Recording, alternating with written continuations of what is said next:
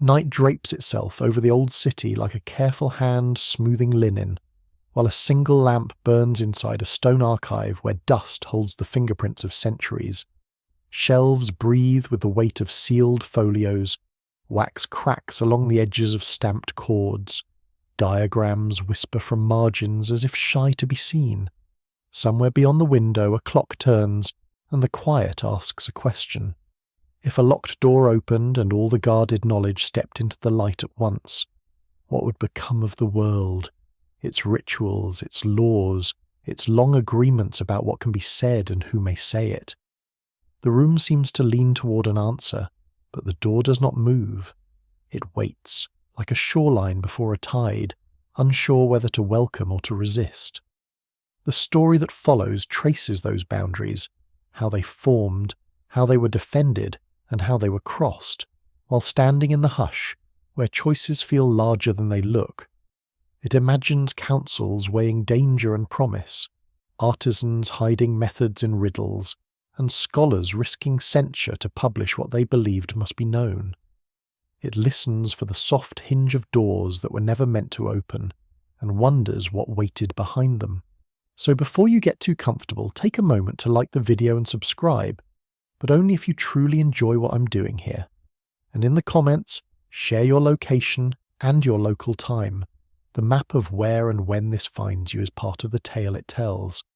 Across millennia, communities fenced certain ideas, as one fences a cliff path with rope and warnings. Not every boundary grew from fear. Many were the aftertaste of disasters narrowly survived, metals that burned too hot, remedies that poisoned, engines that groaned and failed under loads their makers did not foresee. Knowledge carries vectors of power. A recipe may shorten a fever or lengthen a war. A chart may steer grain safely home or guide an armada to a harbour at night. Civilizations learned that the best caution is not silence but stewardship, a discipline of pacing the release of what minds discover to match what hands and hearts can hold. A chill example survives in parchment. In 1277, the Bishop of Paris, Etienne Tempier, issued condemnations forbidding the University of Paris to teach 219 propositions, a net thrown over ideas judged corrosive to faith and order. Among them were claims about the necessary limits of divine action and the eternity of the world. The list is a register of fear and duty mixed, a snapshot of an age answering questions with rope and warning signs. Historians still debate whether those condemnations, by cutting Aristotle's authority down to human size, accidentally fostered a freer imagination, one in which laws might vary across possible worlds and nature could be examined without deference to a single inherited system. Guardianship took practical forms that had little to do with bishops or decrees. Guilds stored their furnaces behind oaths and shutters. Apothecaries wrapped potent recipes in allegory. Navigators kept dead-reckoning tricks inside their circle. Farmers traded seed and silence together, aware that seed without timing is waste. When presses began to scatter text like thistledown, the guardians multiplied. Censors tried to hold the paper storm. Patrons tried to steer it. Authors learned this new wind could carry both truth and its counterfeit. The page grew into a field where caution and daring learned to share the soil. The dilemma never vanished. Publish and risk harm, conceal and risk delay. In the modern vocabulary, ethicists have named a class of information hazards, data whose mere release can cause damage, apart from the accuracy of the data themselves. One theory arranges hazards by threshold: obvious recipes for violence, subtle blueprints for manipulation, experimental protocols that reduce the cost of abuse. The hypothesis that cultures instinctively incubate such hazards in orders, monasteries or sealed repositories finds echoes in temple granaries, court workshops and restricted stacks, places where knowledge could mature behind a patient screen before being handed to a wider world. Yet there is another current with its own claim to wisdom. Light is safer than shadow. When nurses and surgeons aired antiseptic technique to the gasps of skeptical colleagues, infection rates fell and wards quieted. When mariners copied one another's storm notes and sketched the unlit shoals, hulls returned fuller and families slept easier. Galileo's rough letters and diagrams, full of scratch marks and persuasion, tried to replace doctrine with observation. The lesson he strained toward was simple in statement and costly in practice. A claim should lean on what the sky and the glass reveal, not on the comfort of what has been believed. Power, however, reads implications before it reads arguments. A cosmology is also a map of authority. A printing press is a political engine disguised as a box of gears and type. When Copernican diagrams pushed Earth off the throne of the centre, they pushed institutions that had crowned it there. When printers flooded streets with leaflets and broadsides, those pages stitched new publics into being, capable of both reasoned debate and sudden fury.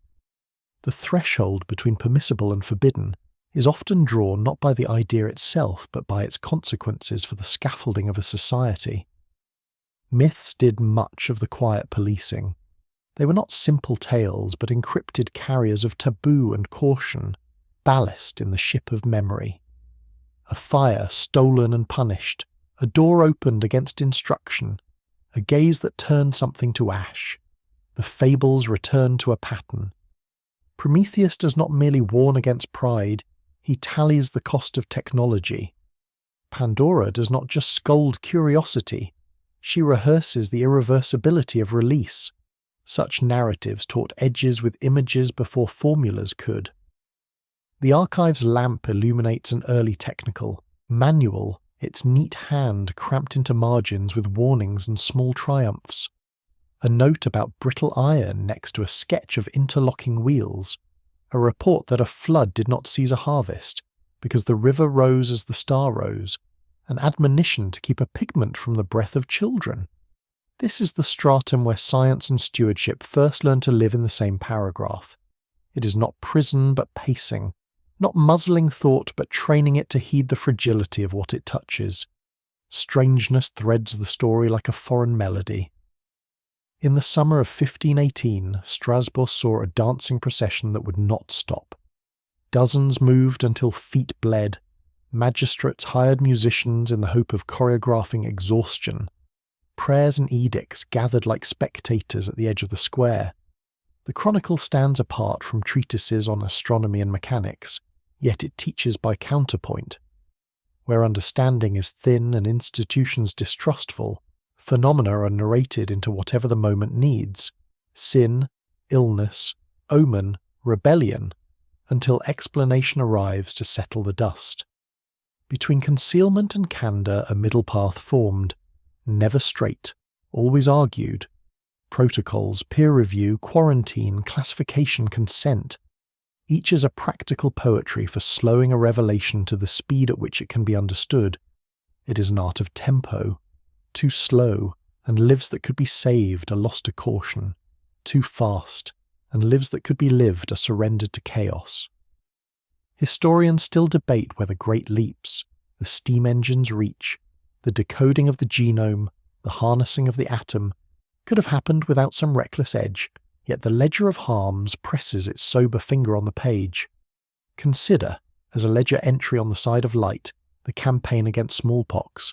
It moved through controversy and rough pamphleteering into trials and gradual acceptance until, at last, a human scourge receded to a line in a book and a vial in a vault. The achievement did not depend on secrecy, but on method open to scrutiny. Data multiplied until no reasonable mind could stand against them. On the darker side of the ledger lie rivers that ran bright with industrial dyes, lungs that darkened with soot, children who worked in lit rooms while daylight was still free outside. Proof that technology without foresight unspools costs faster than remedies can be braided. Across the centuries, institutions that kept records also kept thresholds. Monasteries copied books and hid them. Courts commissioned instruments and chained them to benches. Universities taught, then forbade, then taught again. The pattern is neither conspiracy nor purity, but an old human attempt at balance. The hypothesis takes a sharper edge. Civilizations that survive learn to pair acceleration with brakes, granting access by rings, apprentice, journeyman, master, not to exclude forever, but to ensure that what is powerful arrives in hands trained enough to hold it without breaking. Dawn leans closer to the sill. Street sounds uncurl from alleys, and the archive's lamp grows thin against the pale. The folios will not move of their own accord. Doors will open and close. Schedules will return to their ordinary hours. Yet the question set upon the table remains steady as a weight. If certain pages are turned too quickly, what is gained may be lost at once in confusion. If they are never turned, what would have mended remains a wound. Between those errors lies a narrow road with room enough for ordinary feet. Ahead wait rooms that sharpen this meditation into cases, burned stacks and maps that should not exist, machines that count the sky, scripts that refuse to be read. They will not appear as ornaments but as proofs and problems, the book of forbidden knowledge written in human hands and human caution. The night that began in a single room will pass through cities and centuries, following the hinge where danger and discovery share the same pin. Salt and soot mingle in the breath of a harbour, where winds fold around long quays and voices travel beneath arched warehouses. In that city, a precinct of learning once grew like a walled garden. Not only rooms of shelves and scrolls, but courtyards, dining halls, shaded colonnades, a small observatory, and quiet cells where resident scholars copied, argued, and ate together. The Mausion of Alexandria acted less like a silent storehouse, and more like a university monastery, a living institution where mathematicians tested proofs beside poets, where astronomers and physicians compared notes across language and craft. Its ambition was simple and impossible at once: collect every book, teach from them, and make more. A place that believed the world could be understood if the words describing it were kept alive. Descriptions from ancient witnesses sketch the outline with careful strokes. Strabo wrote of a publicly supported community, housed and fed by the Ptolemies, encouraged to gather books on every subject. Callimachus, librarian and poet, compiled the Pinnaces, a many-volume map of the Republic of Letters that listed authors, titles, opening lines, and brief comment. Eratosthenes measured Earth's circumference with shadows and distances.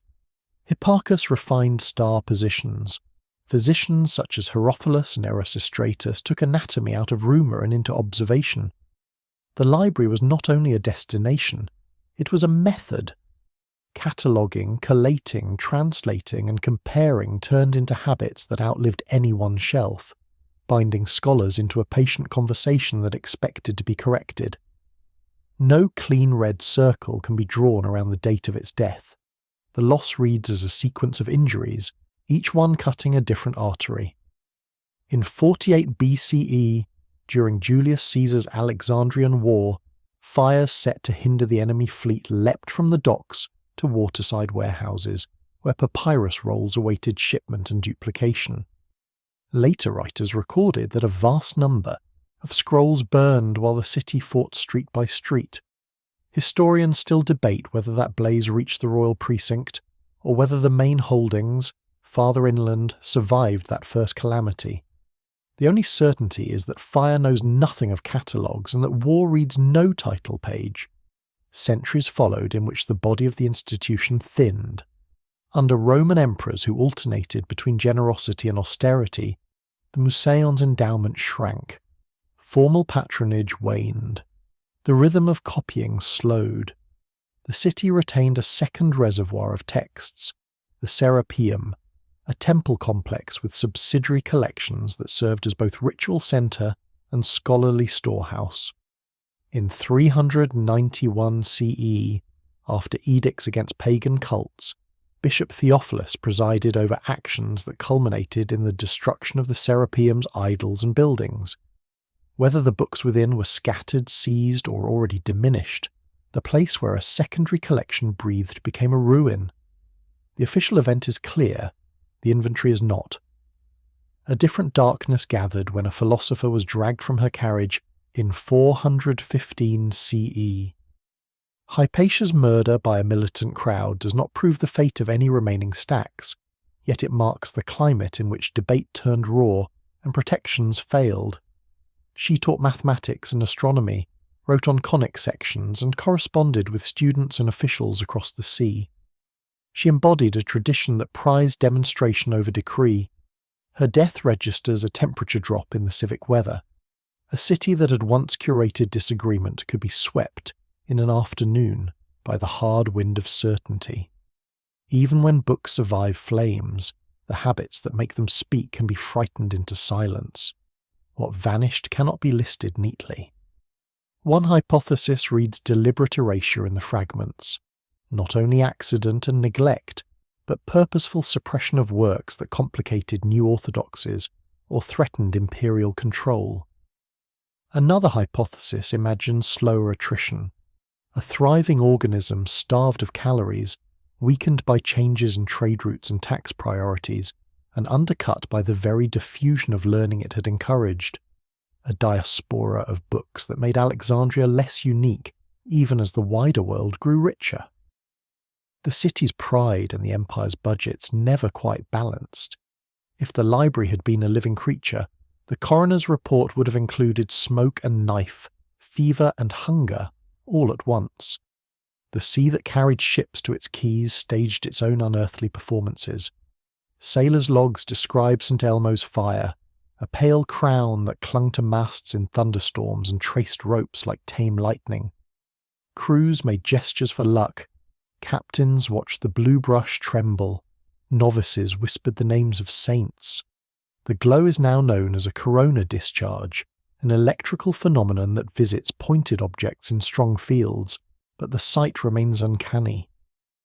It is a strange or off-topic episode beside the sober history of a library, yet it illuminates a truth the scholars knew. There are moments when explanation arrives late, and caution must govern in the interval.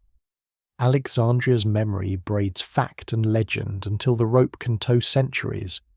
The Ptolemies confiscated books from visiting ships for copying, returned duplicates to their owners, and kept the originals, an administrative practice at once rapacious and scholarly.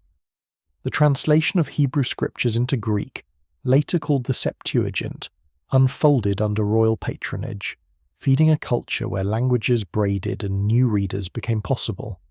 Physicians advanced anatomy beyond rumour by opening the body to study. These are factual currents, not fantasies.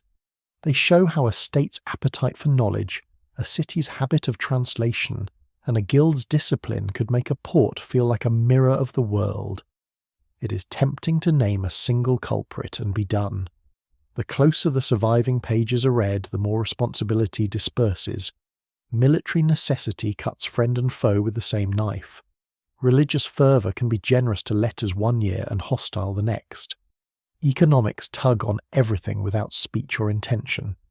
The debate over Alexandria's end has become a caution in itself. Reduce complexity to a villain, and the living ecology of institutions is misread. The library depended on stipends, contracts for papyrus, trained hands, and rooms where disagreement could be safe. Remove any one of those, and the light in a reading room dims. What the great institution could not keep safe, lesser rooms sometimes hid by accident. Papyri from Oxyrhynchus, a river town south of the capital, preserve poems and petitions, receipts and fragments of histories otherwise lost. They show how ordinary storage and provincial habits can rescue what palaces mislaid. Callimachus's Pinakies are gone, yet later bibliographers quoted slivers. The shadow of the catalogue proves the ambition of the system it once described. Aulus Gellius reported nights spent with curious texts, in a world already forgetting how those texts arrived on his table. The factual shape that emerges is stubborn. Preservation is a practice, not a miracle. A recurrent theory suggests that the most dangerous scrolls, engines, alloys, medicines, were singled out for destruction, as if the city's guardians chose safety over possibility at the final hour. That idea answers an ache for drama and attempts to explain discontinuities in the archaeology of technology. It is not necessary to invent secret police to account for the losses, yet even within the broader pattern of attrition, targeted fear is plausible. When belief grows brittle and authority is contested, texts that enable rivals are less likely to be cherished. The boundary between careful stewardship and frightened suppression is thin enough to be crossed without a proclamation. Elsewhere and later, the story curdled into parable. Medieval chroniclers, hearing of a library without peer, folded into it every report of burned books. Alexandria became a casket for the grief of lost authors, the guilt of plunderers, and the shame of fanatics. Renaissance travellers, eager to tether their learning to ancient rooms, wrote with longing about walls they would never see. In the modern imagination, the library has grown so large that it risks hiding the other laboratories of the ancient world, workshops, schools, scriptoriums, where the same work of comparing, correcting, and copying continued without marble halls. The quieter truth is this: copying is the only durable preservation in a climate where damp and insects are diligent. The rate at which scribes reinscribed a text set the half-life of a civilization's memory. When patrons kept stipends steady and teachers employed, copying continued and debate remained audible. When endowments shrank and palaces changed hands, rhythms faltered. Infrastructure, ink prices, papyrus supply, training of hands, hours of light, was not a dull backdrop but the stage itself. A library's reputation may be glorious, but its survival is measured in the regular rustle of new copies and in the grace of patient budgets. That same logic blossoms now in another medium.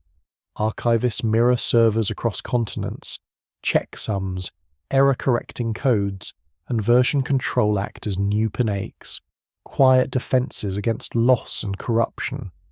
Redundancy is devotion in a world of storm and accident.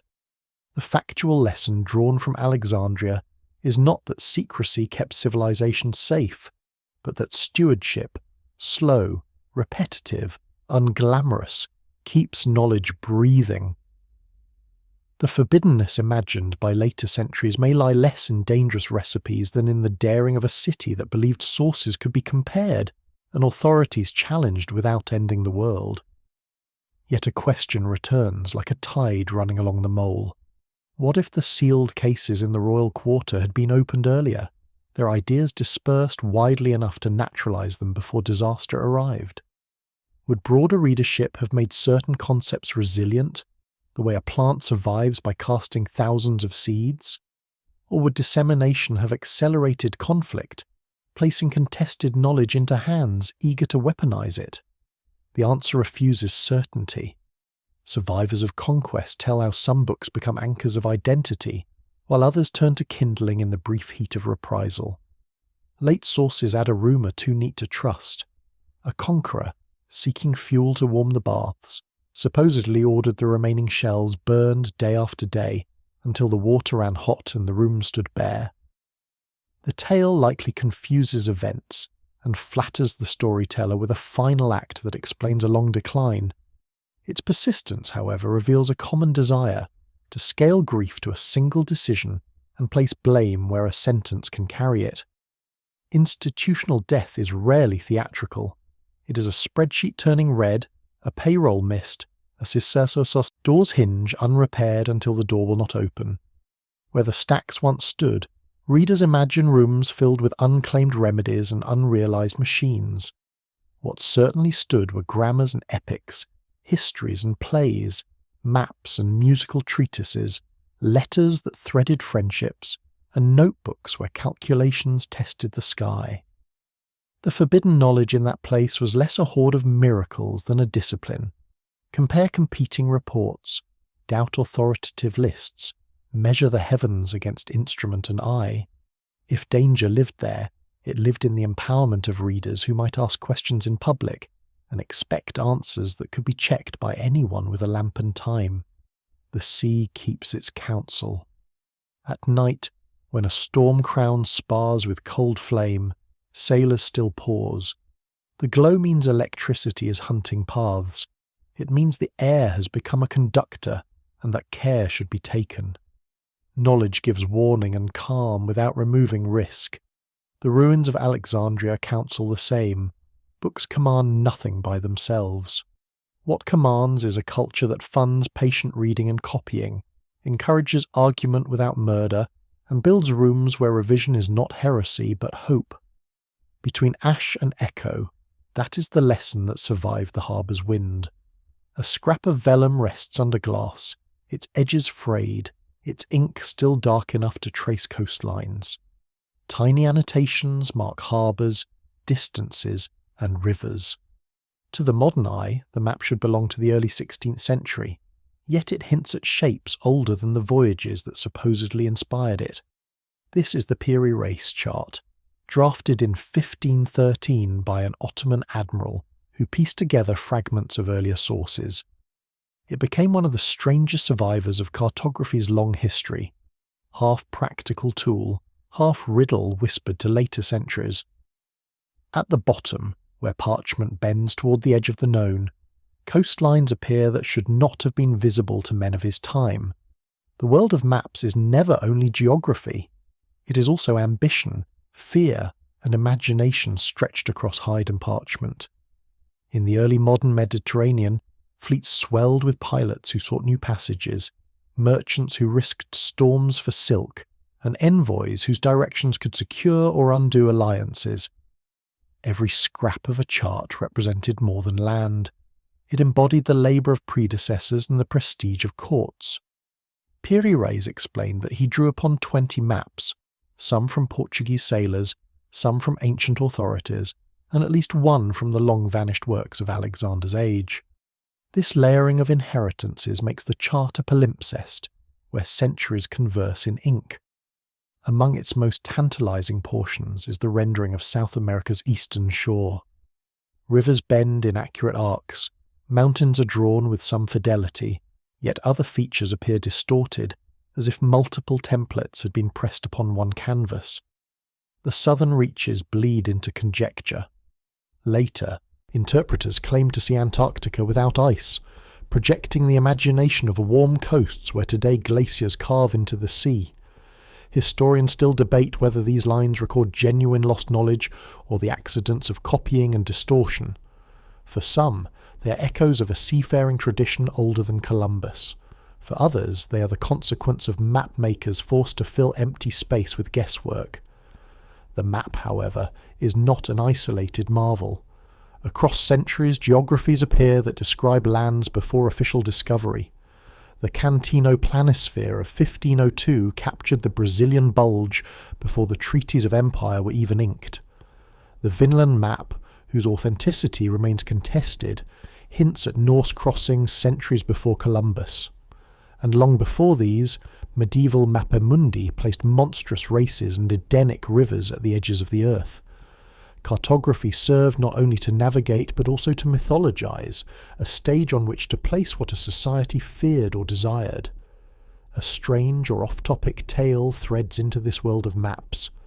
In 1374, over the banks of the Rhine, citizens of Aachen reported a night sky filled with dancing lights, red and green sheets rippling in silence.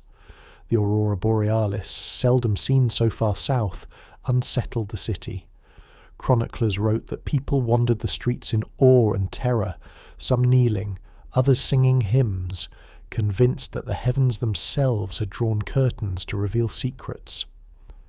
No map marked that sky, yet for those who witnessed it, the vision was cartography of a different sort, a chart of divine intentions or cosmic warnings. The event testifies that boundaries of the known are not always on the Earth's surface, but also in the vault above. The factual foundation remains. Ottoman seamen, inheriting both Islamic and European traditions, were extraordinary navigators. The Imperial Navy required pilots to study mathematical astronomy, as well as practical seamanship. Instruments like the astrolabe and the quadrant were not only used but refined in their hands. The map of Piri Reis fits within this disciplined world.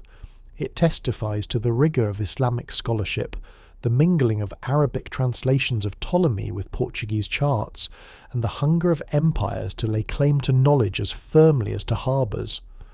The hypothesis that tantalizes readers is of a forgotten global tradition, one that traced coasts and currents long before caravels crossed the Atlantic. Some suggest that ice-free Antarctica was charted by a civilization capable of surveying the globe. Others temper this, arguing that the supposed Antarctic coast is merely South America sketched twice, stretched by copying errors. Between these positions, scholarly debate remains lively. Enthusiasts collect anomalies like rare coins. Skeptics point out that projection distortions and the natural tendency to fill blank spaces with imaginative extensions can explain what seems miraculous. Yet the persistence of such maps in cultural imagination signals a deeper current. They serve as metaphors for the knowledge that lies just beyond reach. A coastline glimpsed dimly through fog resembles an idea half remembered by civilization. The Piri Reis chart becomes an emblem of what humanity suspects it once knew and then forgot. Its allure lies less in what it proves than in the suggestion that our archives are riddled with gaps, that history may have been more maritime and more connected than conventional accounts allow. Maps are acts of authority as much as aids to travel. The placement of a river or the naming of a cape could determine tax claims, jurisdiction, or the prestige of dynasties. To declare knowledge of a land was already to stake a form of ownership. Thus, forbidden knowledge in cartography was not necessarily secret recipes, but the premature awareness of places others sought to hide. A state might suppress a chart to delay rivals. A guild might encode routes to protect trade. The line between prudence and suppression is subtle, yet its consequences spread far across oceans. In the quiet chambers where such charts were stored, debate must have flickered like the lamplight on vellum. Was it wise to release a map that could send competitors down profitable channels?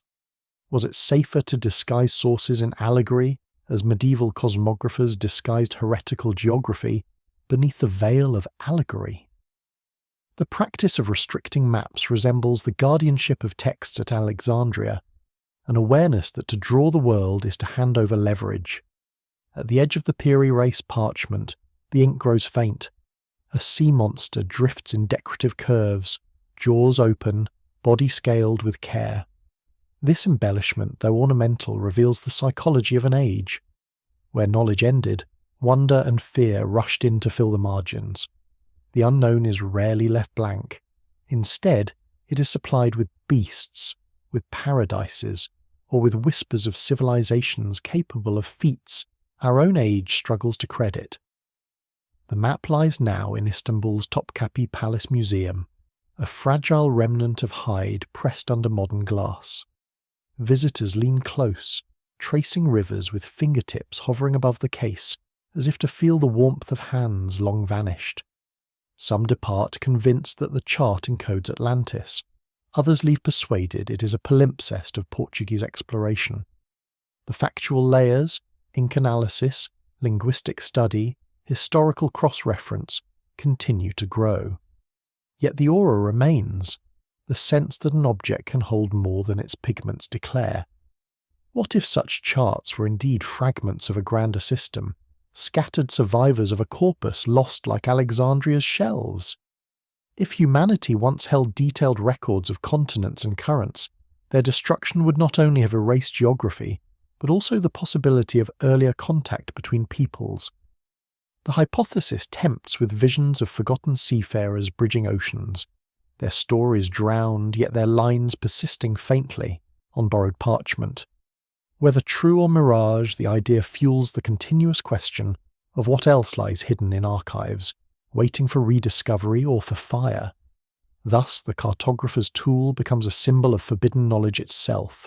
It whispers that to see the world too clearly, too early, might alter the balance of power, provoke wars, or contradict sacred geographies.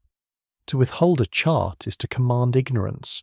To reveal it is to invite upheaval.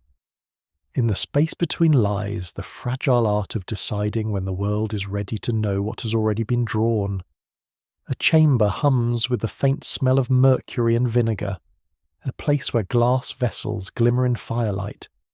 The alchemist bends close to his crucible, lips moving in muttered verses that are half prayer, half code.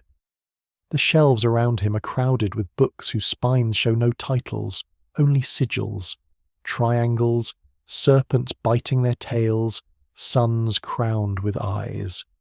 A stranger entering such a room would not know whether he had stumbled upon a workshop of science, a chapel of mysticism, or a treasury of riddles. In truth, alchemy was always all three at once. It wrapped discovery in symbols to protect it, to disguise it, or perhaps to exalt it. The roots of alchemy stretch back through Egypt, Greece, and Arabia, each culture layering new meanings onto metals and fire. The Greek word chemia spoke of the black land of the Nile and the transmutation of substances. In Hellenistic Alexandria, recipes mingled with philosophy. Treatises on dyes and alloys were stored beside hermetic texts that promised access to the divine through the study of matter. Centuries later, in Baghdad and Damascus, scholars like Jabir ibn Hayyan compiled encyclopedias of processes: distillation, crystallization, sublimation, while encoding them in allegory so that only initiates could follow the thread. Alchemy's hidden codes were not simply ornament, they were its very skeleton, a way to guard power from the unready. European alchemists inherited these texts, often through translations made in Spain and Sicily. Roger Bacon wrote cautiously about the secrets of nature in the 13th century, warning of their misuse. Paracelsus, in the 16th, thundered that medicine must emerge from the laboratory rather than the cloister. Yet both relied on riddled manuscripts where sulphur and mercury did not merely signify elements, but cosmic principles, male and female, volatile and fixed. To read these works requires two sets of eyes, one trained on chemical procedure, the other on metaphor. The factual achievements hidden in these cryptic lines are clear to any historian of science. Alchemists improved furnaces and retorts, advanced metallurgy, distilled alcohol to high proofs, and developed pigments that painters used to illuminate cathedrals. Techniques of distillation gave rise to perfumes and medicines. Experiments with acids opened the way to mineral chemistry. Even if they never lead to gold, alchemists made discoveries that shaped industries and pharmacology. Their workshops were laboratories before the word existed, places where controlled trials of matter unfolded across years of patience. Yet always, secrecy wrapped these experiments. Alchemists wrote in ciphers, published in fragments, or circulated their recipes only within trusted circles. Some of this was simple protection of trade secrets. Some was fear of authorities who might accuse them of heresy or fraud. Some was conviction that such knowledge was too potent for casual use. Historians still debate whether this secrecy retarded the progress of chemistry or preserved it from suppression. By encoding their work, alchemists ensured survival through veils, though at the cost of clarity. A strange or off-topic story from this world reveals how myth and practice blurred. In 1669, a German alchemist named Hennig Brand, while searching for the philosopher's stone, boiled down great quantities of urine. He hoped to distill the essence of life itself. Instead, he discovered phosphorus, a substance that glowed in the dark with eerie light. Brand had stumbled upon an element, but he cloaked the recipe in secrecy, offering it only to those who could pay. Phosphorus became at once a curiosity, a danger, and a symbol of alchemy's paradox. Genuine discovery born of misguided pursuit, hidden behind riddles and avarice. The hypothesis arises: did alchemy mask genuine knowledge of energies and transformations more advanced than we usually credit? Some fringe interpreters argue that encoded manuscripts conceal early understandings of atomic or nuclear principles, metaphors for powers humanity would not harness until millennia later.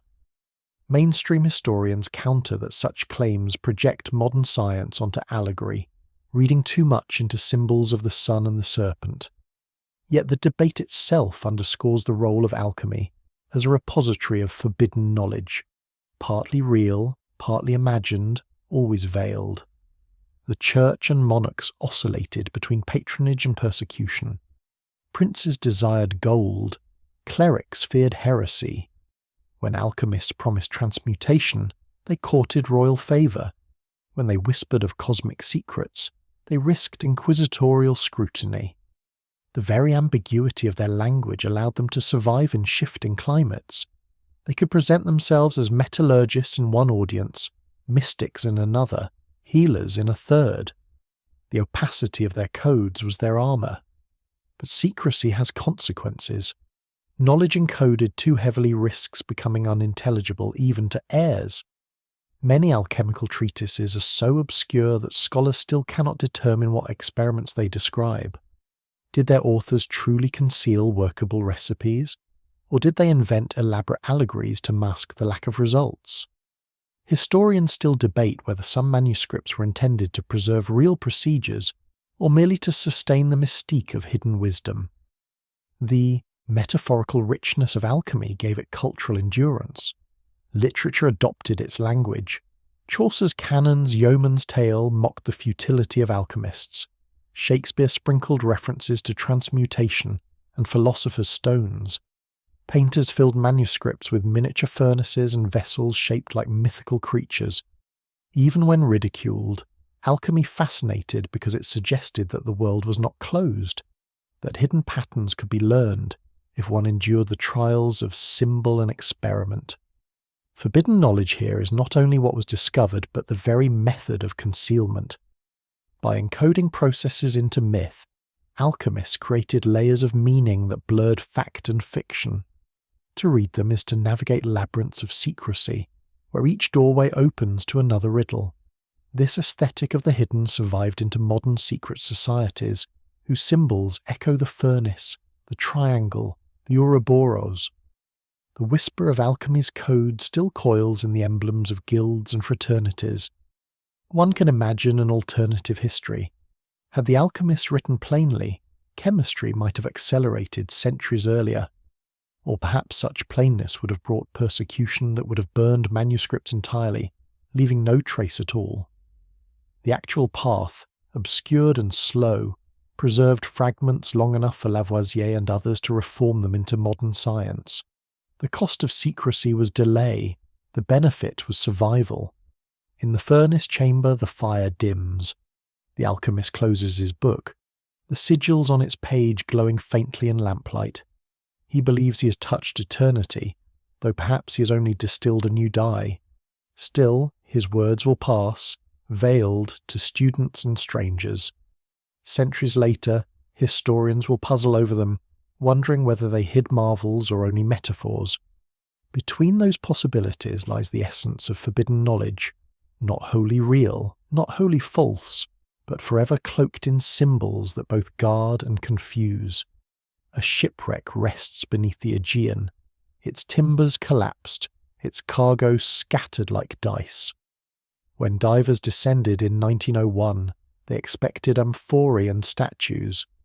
They did not expect a corroded lump of bronze that, once studied, revealed itself as a machine, a lattice of interlocking gears enclosed in a wooden case, bearing inscriptions so fine they had to be read by angled light. This relic, now known as the antikythera mechanism, transformed the history of technology. Where textbooks had pictured Greek science as theoretical and abstract, here was an object of extraordinary precision, a device that could track the movements of the sun, moon and planets, predict eclipses, and perhaps even time athletic festivals. It was, in every sense, a forbidden machine of antiquity, too advanced for its supposed age, too fragile to have survived except by accident. The mechanism dates to around the 2nd century BCE, and yet nothing of its complexity appears again in the record, for more than a millennium.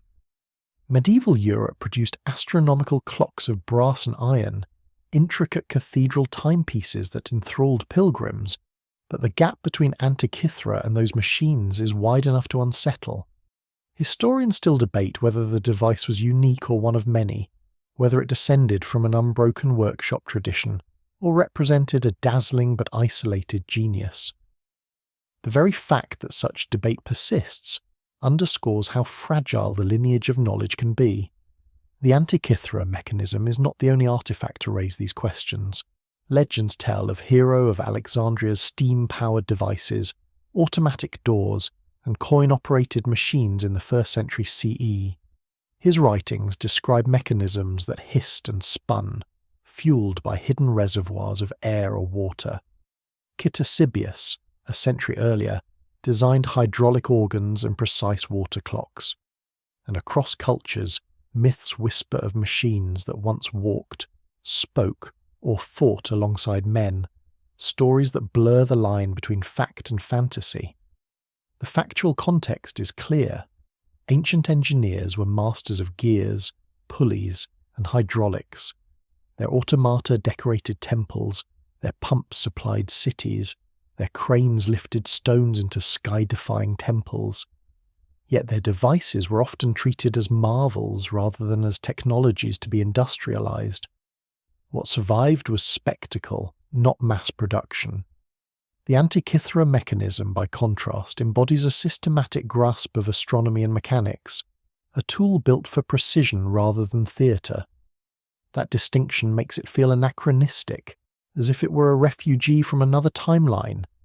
A strange or off-topic story can be found in the legend of Talos, the bronze giant who patrolled the shores of Crete.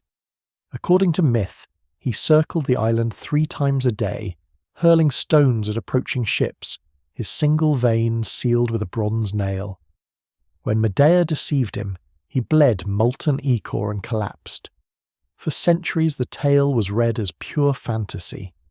Yet in the shadow of the antikythera mechanism, one wonders whether myth preserved a distorted memory of bronze automata, temple guardians that clanked and wheezed with hidden machinery.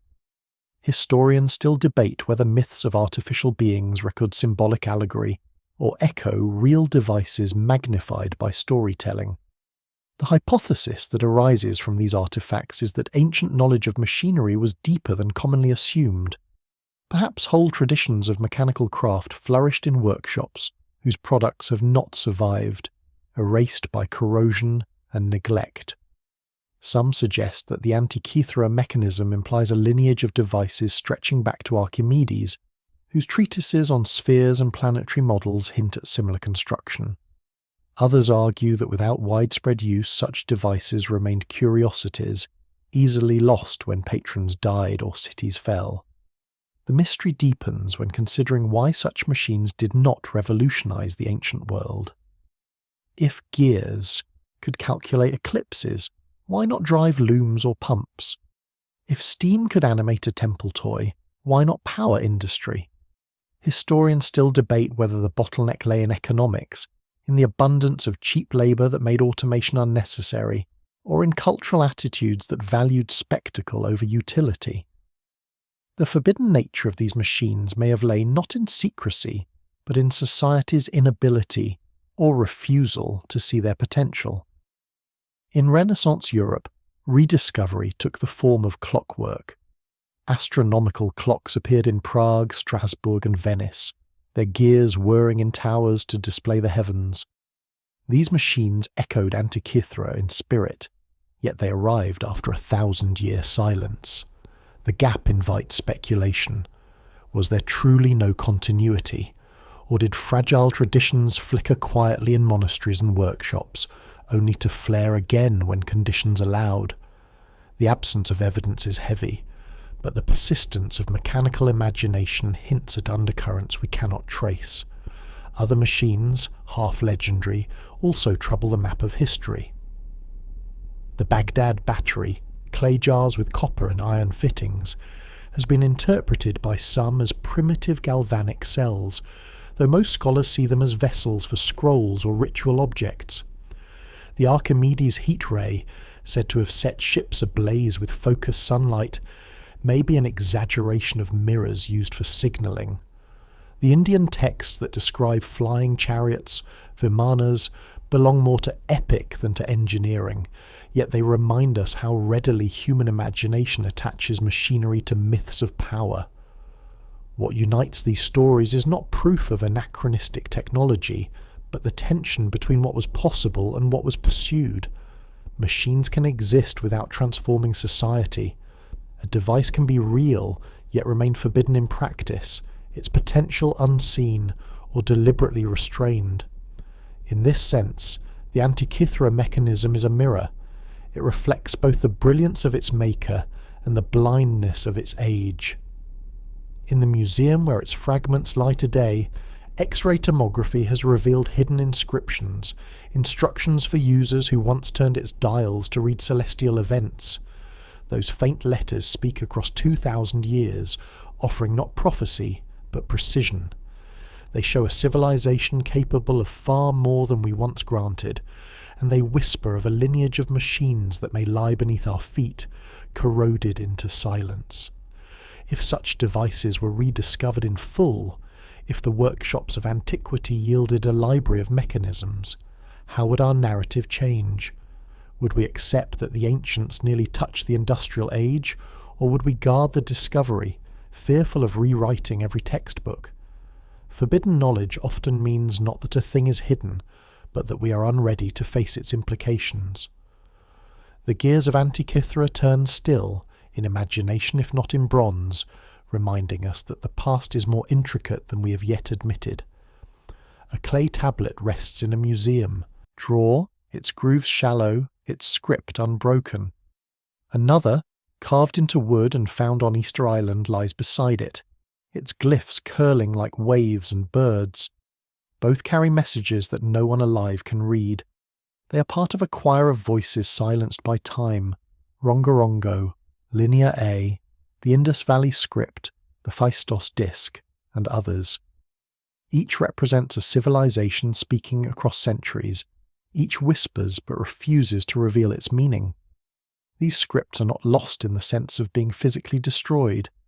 They are forbidden in another way, sealed by our inability to translate, trapped behind codes whose keys vanished with their speakers. The undeciphered scripts of the world are ghost libraries.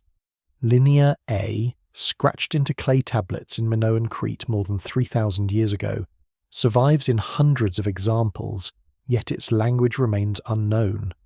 Scholars compare its signs to Greek Linear B, which was cracked in the 1950s, but the similarity yields no clear breakthrough.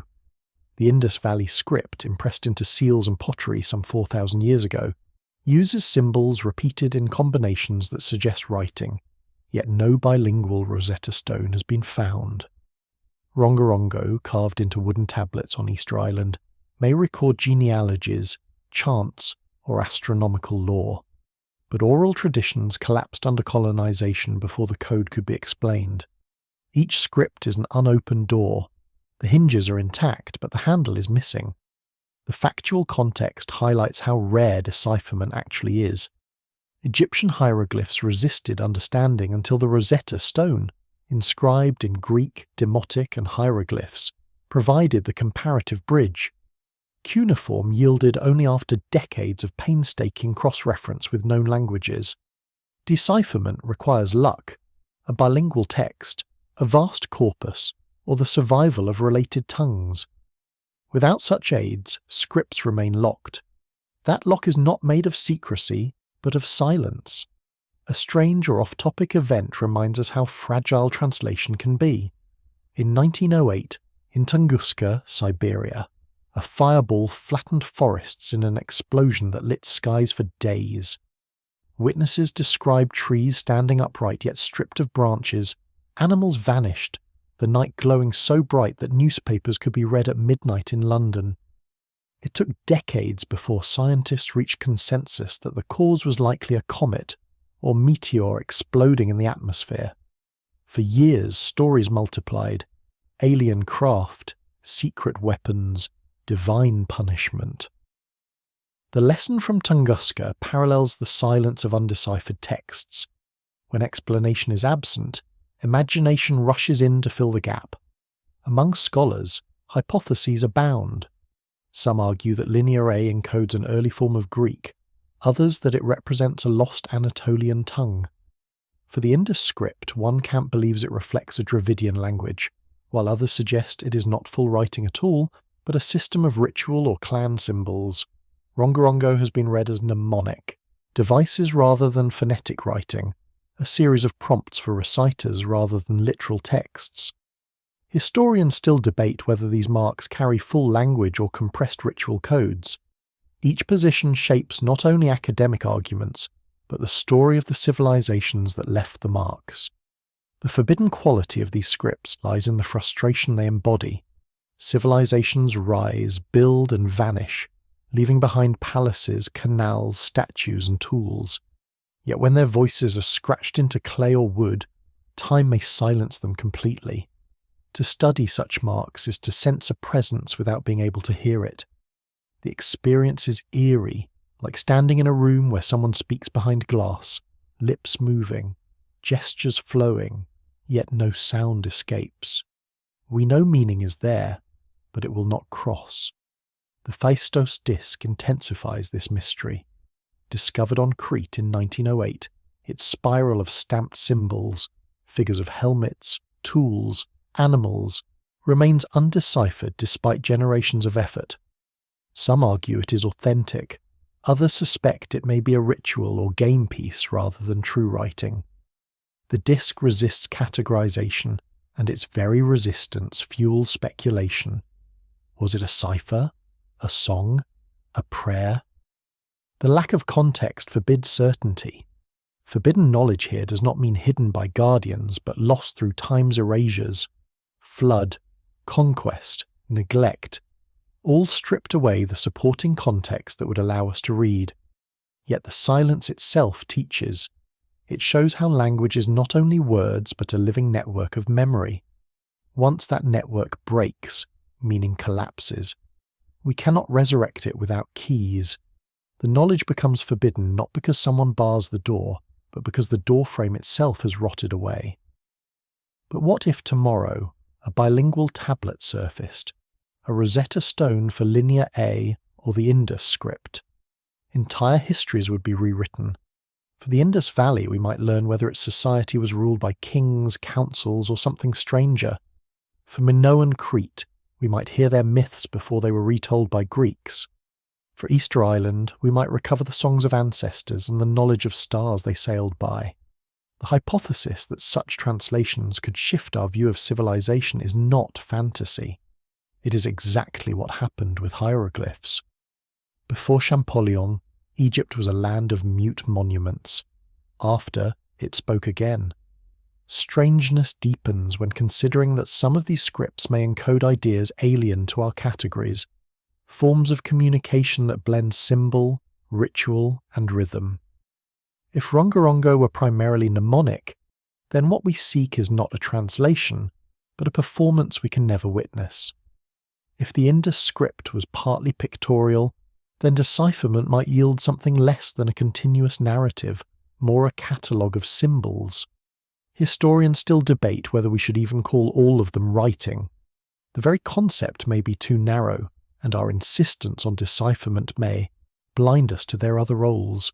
In this way, undeciphered scripts embody the essence of forbidden knowledge.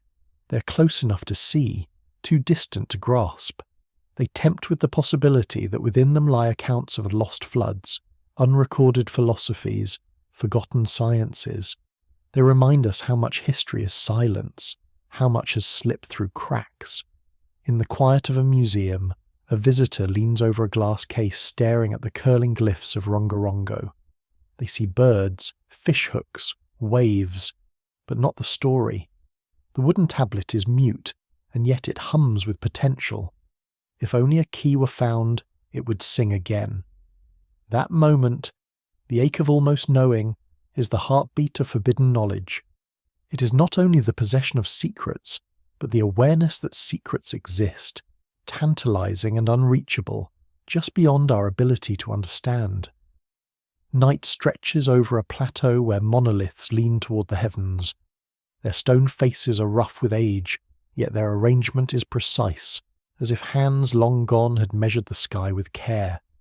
At Stonehenge, at Nabta Playa in the Nubian desert, at Chichen Itza, and in countless other sites, megalithic monuments turn their gaze to the stars.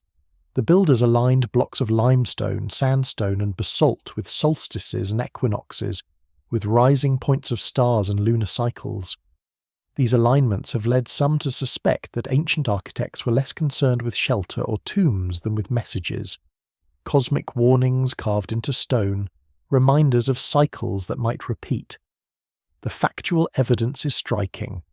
Stonehenge aligns with the midsummer sunrise and midwinter sunset, the shafts of light threading between trilithons.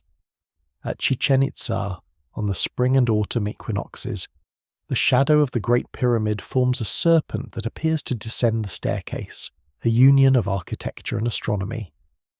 At Nabta Playa, stone circles constructed 7,000 years ago align with the rising of Orion and Sirius, predating Egypt's pyramids.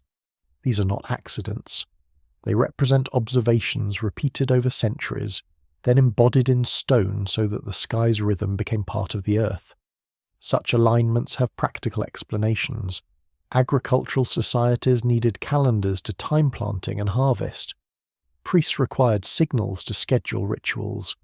By embedding celestial markers in architecture, communities ensured that knowledge outlasted individuals. But the grandeur and precision of these monuments invite another possibility, that the builders wished to preserve warnings about cycles larger than a season. Eclipses, floods, droughts, even cosmic disasters could be encoded in alignments and myths. Historians still debate whether the purpose was pragmatic or prophetic. A strange or off-topic event illustrates the potency of celestial cycles. In 1054, a supernova lit the sky so brightly that Chinese astronomers recorded it as a guest star, visible even by day. Native peoples in North America carved images of a starburst near a crescent moon into rock. The Crab Nebula, observed by telescopes today, is its remnant. To those who saw it in 1054, the sudden light was both awe and terror, a rupture in the predictable heavens. If such an event could shock the sky, might not ancient builders have tried to warn future generations of similar disruptions? The hypothesis grows. Megaliths are not only temples or calendars, but archives of catastrophe. Some researchers suggest that myths of floods, fires, and falling stars encode memories of real events. Comet impacts, volcanic eruptions, sudden climate shifts. Monuments may have served as durable warnings, their alignments pointing to stars or dates associated with past calamities. When oral tradition fades, stone remains, silently awaiting rediscovery. Stonehenge itself has been read as a warning. Some argue its blue stones were carried hundreds of kilometres not merely for ritual prestige, but because their arrangement tracked lunar standstills, cycles that could predict eclipses. Others counter that such interpretations overreach, projecting modern concerns onto ancient practice. The debate remains unresolved. Yet the possibility persists that architecture was a form of insurance, a way to guard against forgetting the sky's more dangerous rhythms. Elsewhere, the alignments take on a scale that dwarfs imagination. At Teotihuacan, the Avenue of the Dead runs along a line pointing to the setting of the Pleiades, a star cluster associated with renewal in Mesoamerican cosmology. The entire city, with its pyramids of the sun and moon, seems arranged to harmonize with celestial events. At Giza, the three great pyramids mirror the belt of Orion, a constellation linked to Osiris, lord of the afterlife. Whether coincidence or intention, the echo between sky and earth is haunting. A factual theory explains this as above, so below, the ancient conviction that the heavens mirror the earth and the earth the heavens. By aligning monuments to stars, societies inscribe their myths into the landscape. Yet the forbidden undertone remains. What if these alignments were more than symbolic? What if they encoded data about cycles of destruction, precession, solar flares, impacts, wrapped in myth to ensure survival across millennia? Historians still debate whether myth should be read literally, symbolically, or as a blend of both. The eerie persistence of serpent motifs reinforces the suspicion of warning. At Chichen Itza, the shadow serpent descends on equinoxes, In many cultures, serpents embody cycles, renewal, or catastrophe. Some see them as metaphors for comets, serpents of light crossing the sky. If true, then the monuments become cosmic billboards, cautioning that destruction falls from above as well as rises from rivers. But why would such warnings be forbidden? Perhaps because they challenge the comforting assumption that the cosmos is stable. To inscribe in stone the memory of catastrophe is to defy the priest who promises order, the ruler who claims permanence. Forbidden knowledge may not lie in the stars themselves, but in the recognition that heaven is dangerous. Standing within a stone circle, the visitor feels both awe and unease. The stones mark more than time, they mark vulnerability. They remind us that the sky is not immutable but restless, that cycles can bring harvest and ruin alike. Forbidden knowledge here is not hidden, but too immense, too unsettling to face without ritual. The builders faced it by turning anxiety into architecture, by making the warning beautiful. As night passes over the plateau, the stone stands silent, shadows stretching toward the horizon. Their alignments remain precise even after millennia, whispering across centuries that the heavens are not only to be worshipped, but to be remembered, their dangers carved into earth so that forgetting is impossible. What we have lost is not the stones, but the language that explained them. We read their geometry, but not their warning, and perhaps that warning is what we need most. A torch flickers against the carved walls of a temple, where priests chant verses older than their own tongues. The words speak of fire raining from the sky, seas rising to swallow mountains, and a cycle of time destined to end and begin again. Prophecies, apocalyptic, cyclical, foreboding, thread themselves through the traditions of countless civilizations. Some were written in sacred texts, others carried in oral chants.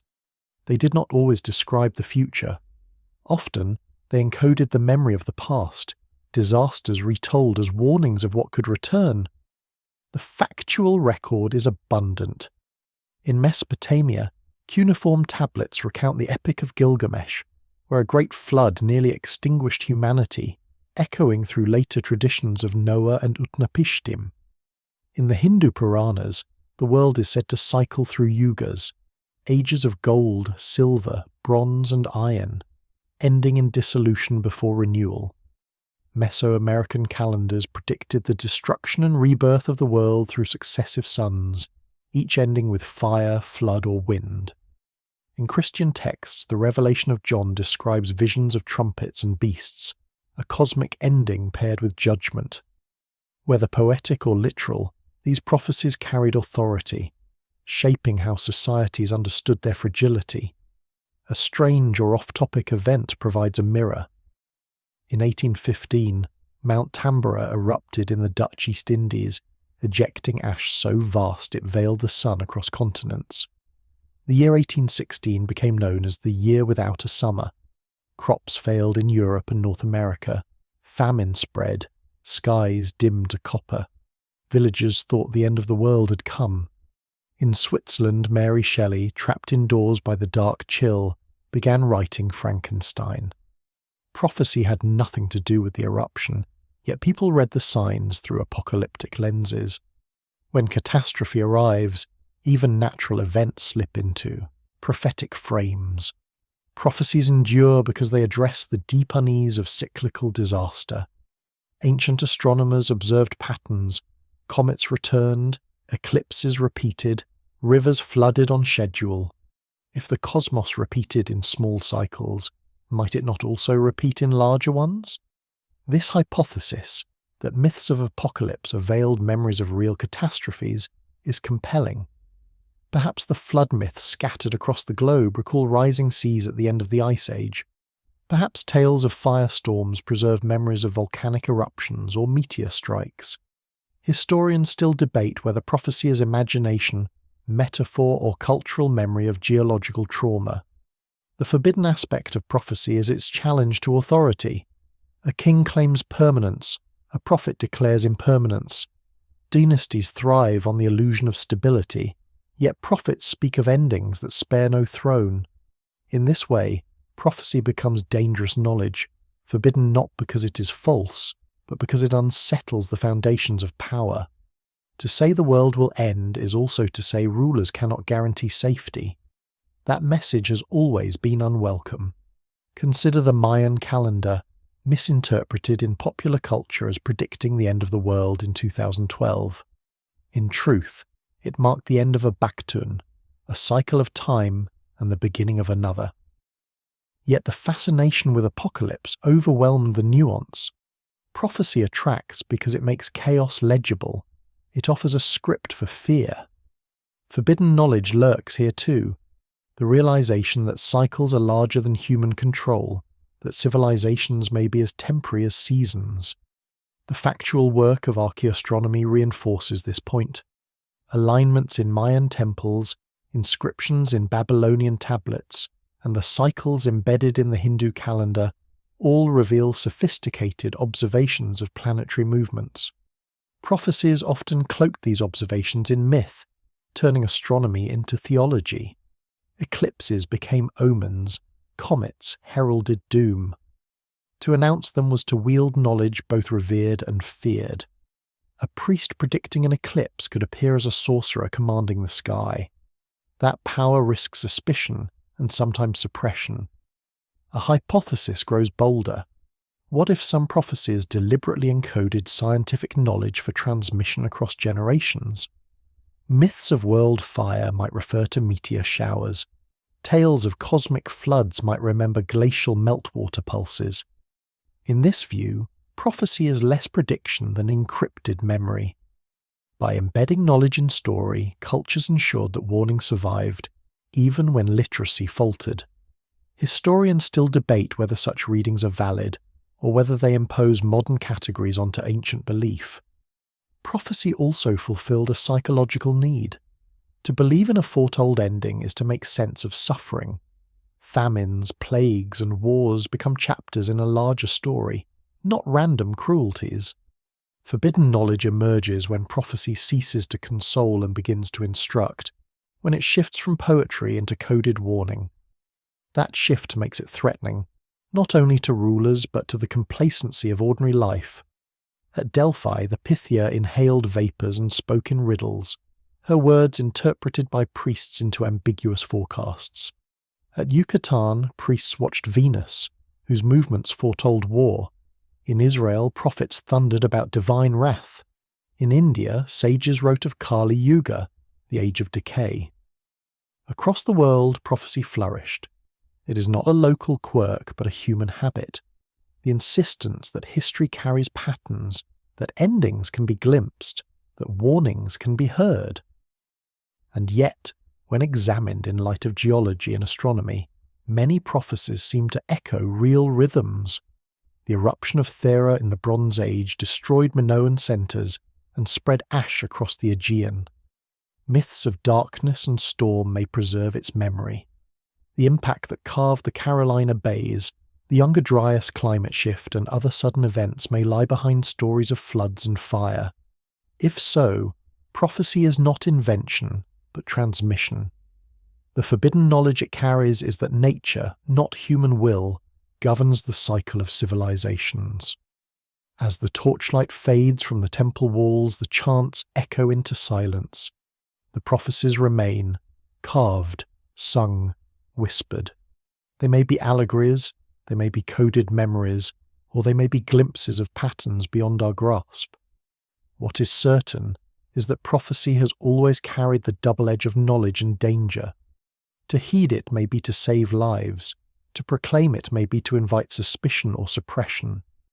Between warning and heresy, prophecy hangs, forever forbidden and forever irresistible. In a candlelit chamber, heavy curtains seal the windows. Around a table sit men and women whose garments mark different stations of society. Nobles, clerks, merchants, perhaps even monks.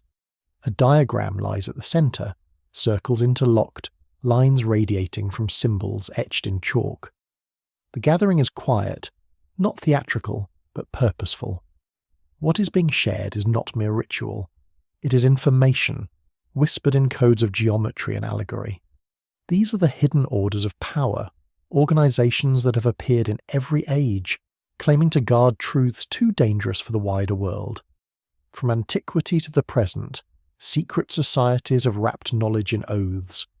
The Pythagoreans in southern Italy lived by strict rules, teaching mathematical and philosophical doctrines only to initiates. Their discoveries in harmony, proportion, and geometry were guarded like treasures. In the Renaissance, Rosicrucians announced themselves through manifestos hinting at invisible colleges where natural philosophy, alchemy, and mysticism were blended. Freemasons, born from guilds of stonemasons, grew into networks spanning continents, using architectural symbolism to express moral and philosophical ideas. To join these groups was not simply to share beliefs, it was to gain access to knowledge, symbolic, practical, or political, that outsiders were forbidden to touch. The factual record shows that such societies often contributed to the growth of science and politics. Enlightenment thinkers like Voltaire, Franklin, and Goethe moved in Masonic circles.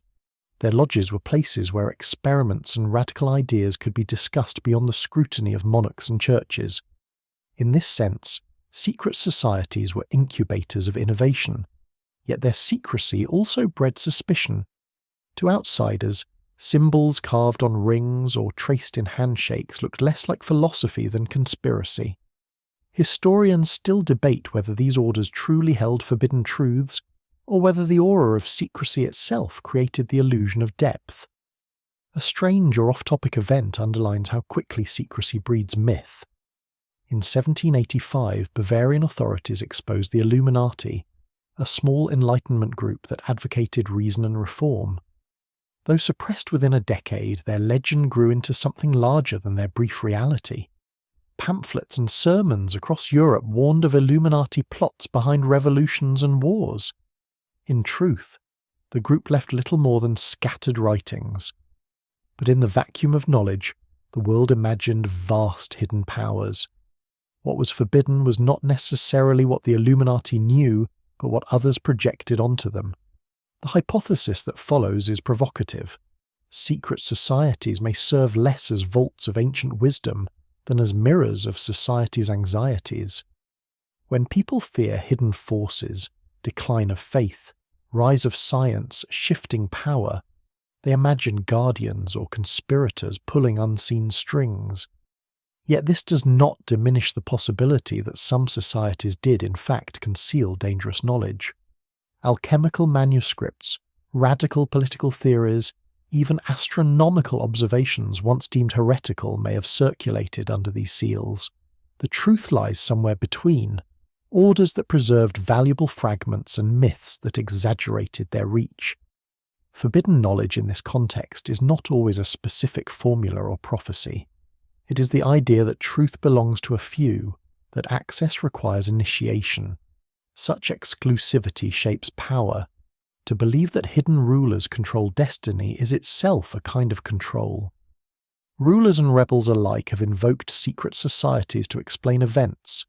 The French Revolution was blamed on them. So were revolts in Italy and uprisings in Latin America. Whether true or not, the narrative of hidden orders has altered history. Consider also the role of symbols.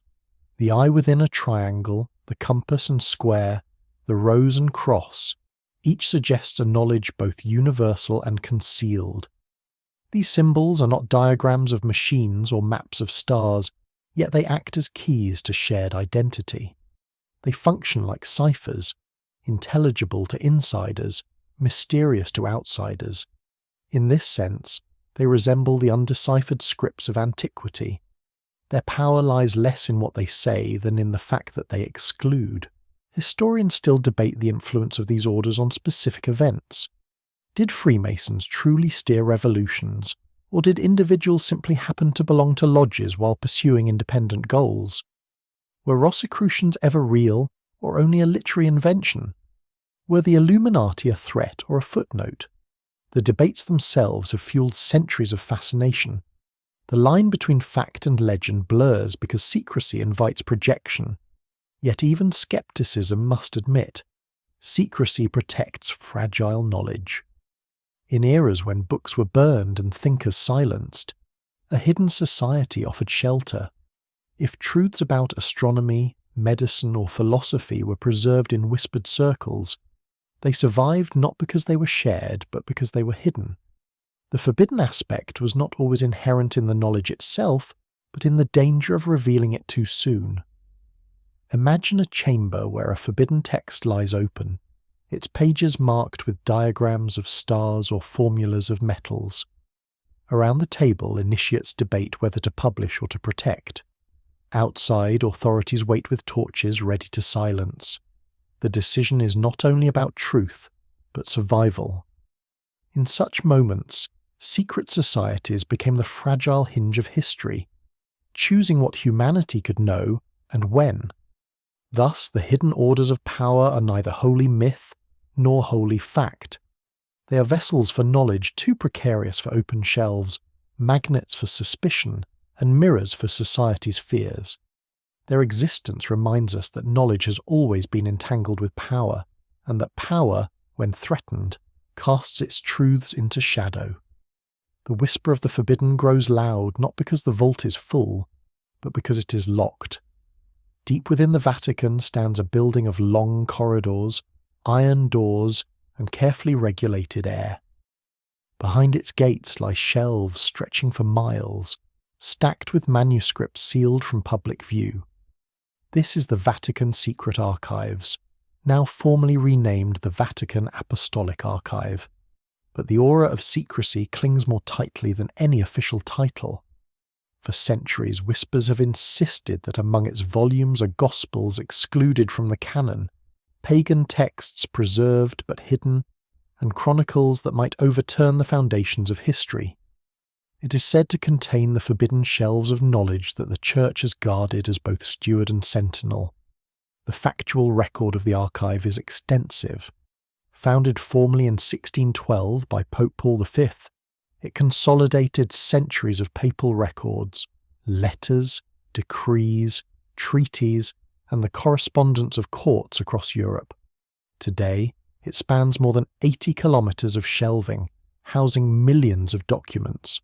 Scholars can request access, but only under strict conditions, with specific documents made available after complex approval. Within its walls are known treasures: the papal bull excommunicating Martin Luther, letters from Michelangelo, Galileo's trial records, and Henry VIII's petitions for annulment. These alone testify to the archive's immense historical value. Yet what fascinates the world are not the known documents but the rumoured ones. Whispers tell of lost gospels, perhaps recounting the life of Jesus in ways that diverge from the canon.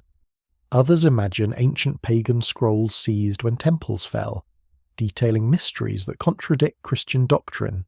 Still others suggest astronomical or scientific treatises suppressed for fear of heresy. Historians still debate how much truth these rumours hold. Some argue that secrecy exaggerates expectation. Others note that institutions of power have always been selective in what they reveal. A strange or off-topic episode magnifies the aura. In 897, the so-called Cadaver Synod placed the corpse of Pope Formosus on trial. Clad in papal robes, his body was seated in the courtroom, accused of perjury and illicit ascension. The macabre trial ended with the corpse stripped of its vestments and thrown into the Tiber. Records of this bizarre proceeding survive in chronicles, and surely its documents rest in the Vatican shelves. To imagine archivists preserving the transcripts of such grotesque theatre is to sense how far the archive extends, guarding not only theological treasures, but the darkest curiosities of history. The hypothesis arises: what if among these manuscripts lie documents so disruptive they could unravel centuries of belief? A gospel portraying events in radically different form, a record of councils suppressing dissenting voices, or a pagan text revealing borrowings that complicate Christian origins. Some scholars argue that the Vatican's secrecy is less about hiding explosive truths and more about the sheer difficulty of cataloguing and protecting so vast a collection. Others suspect that concealment has been deliberate, a way to maintain doctrinal authority by keeping certain texts inaccessible. Forbidden knowledge in this context becomes a paradox. The Church has preserved texts that might otherwise have perished in wars and burnings, yet by keeping them locked it has also denied them to wider study. Preservation and suppression exist side by side. Without the Vatican, some manuscripts might not survive at all. With the Vatican, they survive but cannot speak. The factual presence of apocryphal Gospels deepens the intrigue. The Gospel of Thomas, the Gospel of Mary, and others long hidden in desert caves eventually surface through chance discoveries like the Nag Hammadi codices. These texts show that early Christianity was diverse, with many voices and visions. If such texts escaped into desert jars, what might remain in Vatican vaults? Historians still debate whether the Church holds further Gospels, or whether these hopes project too much onto silence. Secrecy magnifies imagination. Renaissance humanists longed to enter the archive but were denied. In later centuries, rumours of heretical manuscripts became fodder for novels and political pamphlets. The very term, secret, suggested that explosive revelations waited inside. Yet much of the archive is bureaucratic. Tax records, papal appointments, diplomatic correspondence. The mundane and the extraordinary sit side by side, indistinguishable from the outside. The forbidden shelves are thus both real and imagined. Real, in the sense that access is restricted and knowledge withheld. Imagined, in the sense that legends grow larger than the shelves themselves. This tension makes the Vatican a symbol of all that humanity suspects but cannot confirm. Behind those locked doors might lie only dust and letters, or they might hold narratives that would reorder our understanding of faith and civilization. A visitor standing outside the archive sees only a plain building, yet imagines entire alternate histories slumbering within. The doors are heavy, but the silence behind them is heavier. Whether they conceal mundane correspondence or forbidden revelations, the effect is the same. They remind us that knowledge is power, and power has always chosen what to reveal and what to hide. The archive does not merely store documents, it stages a centuries-long play of concealment and disclosure, in which the world is left to guess what is too dangerous to know. In this way, the Vatican's forbidden shelves embody the central theme of forbidden knowledge itself. They are not empty myths, nor are they fully transparent truths. They are thresholds, visible, tangible, yet inaccessible. They keep alive the possibility that somewhere, in the cool air between those shelves, lies a book that could change everything. And that possibility, even without proof, is enough to shape the way we think about history, secrecy, and the power of what is not said. In the dim glow of a lamplit study, parchment unrolls to reveal lines of numbers and sketches of liars. At the margins, circles intersect like ripples, annotated with notes for pitch and ratios of length. These are fragments of an ancient philosophy that claimed the universe itself was music, a harmony so vast it could not be heard but only intuited. The music of the spheres, attributed to Pythagoras and his followers, was no idle metaphor. It was a conviction that numbers, vibrations, and celestial motions were bound together in a grand composition. The factual roots of this idea lie in mathematics. Pythagoras and his school discovered that strings of different lengths produced consonant intervals when plucked, and that these intervals could be expressed as simple ratios, 2:1 for the octave, 3:2 for the fifth, 4:3 for the fourth. The precision of these relationships suggested that harmony was not arbitrary, but woven into the nature of things. If strings could be governed by number, why not the cosmos? The orbits of planets, invisible but steady, might themselves be music, too vast for mortal ears. The notion endured. Plato, in his Timaeus, described the world soul arranged according to harmonic ratios. Medieval scholars, drawing on Boethius, divided music into three kinds: the audible, the human, the harmony of body and soul, and the cosmic. Renaissance thinkers revived the theme, mapping planetary spheres to tones, building instruments meant to echo celestial order. For them, Harmony was not only aesthetic but ontological, a proof that the universe had structure and meaning. A strange or off-topic tale from the same intellectual climate illuminates the hunger for hidden harmony. In 1619, the astronomer Johannes Kepler published Harmonices Mundi, arguing that planetary motions followed musical ratios. He even assigned melodies to planets, with Saturn producing deep notes and Mercury high ones. At the same time, he was accused of witchcraft in defending his mother from trial. The juxtaposition is stark. A man who mathematically described elliptical orbits also lived in a world where harmony and heresy were entwined. Historians still debate whether Kepler's mystical leanings impeded or inspired his scientific breakthroughs. The hypothesis grows. Perhaps the ancients glimpsed truths we are only now rediscovering in physics. The concept of vibration, resonance, and frequency underlies modern science, from quantum mechanics to string theory. At cosmic scales, gravitational waves ripple through space-time like inaudible chords. At atomic scales, particles vibrate in fields. Could the Pythagorean intuition that the universe is music be an allegorical foreshadowing of these modern insights? Some physicists indulge the metaphor, others dismiss it as poetic coincidence. Yet the resonance between ancient philosophy and modern theory is hard to ignore.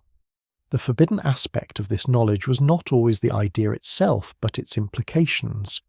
To say that the cosmos is governed by ratios is to suggest that authority lies not in myth, but in number, not in priests, but in measurement.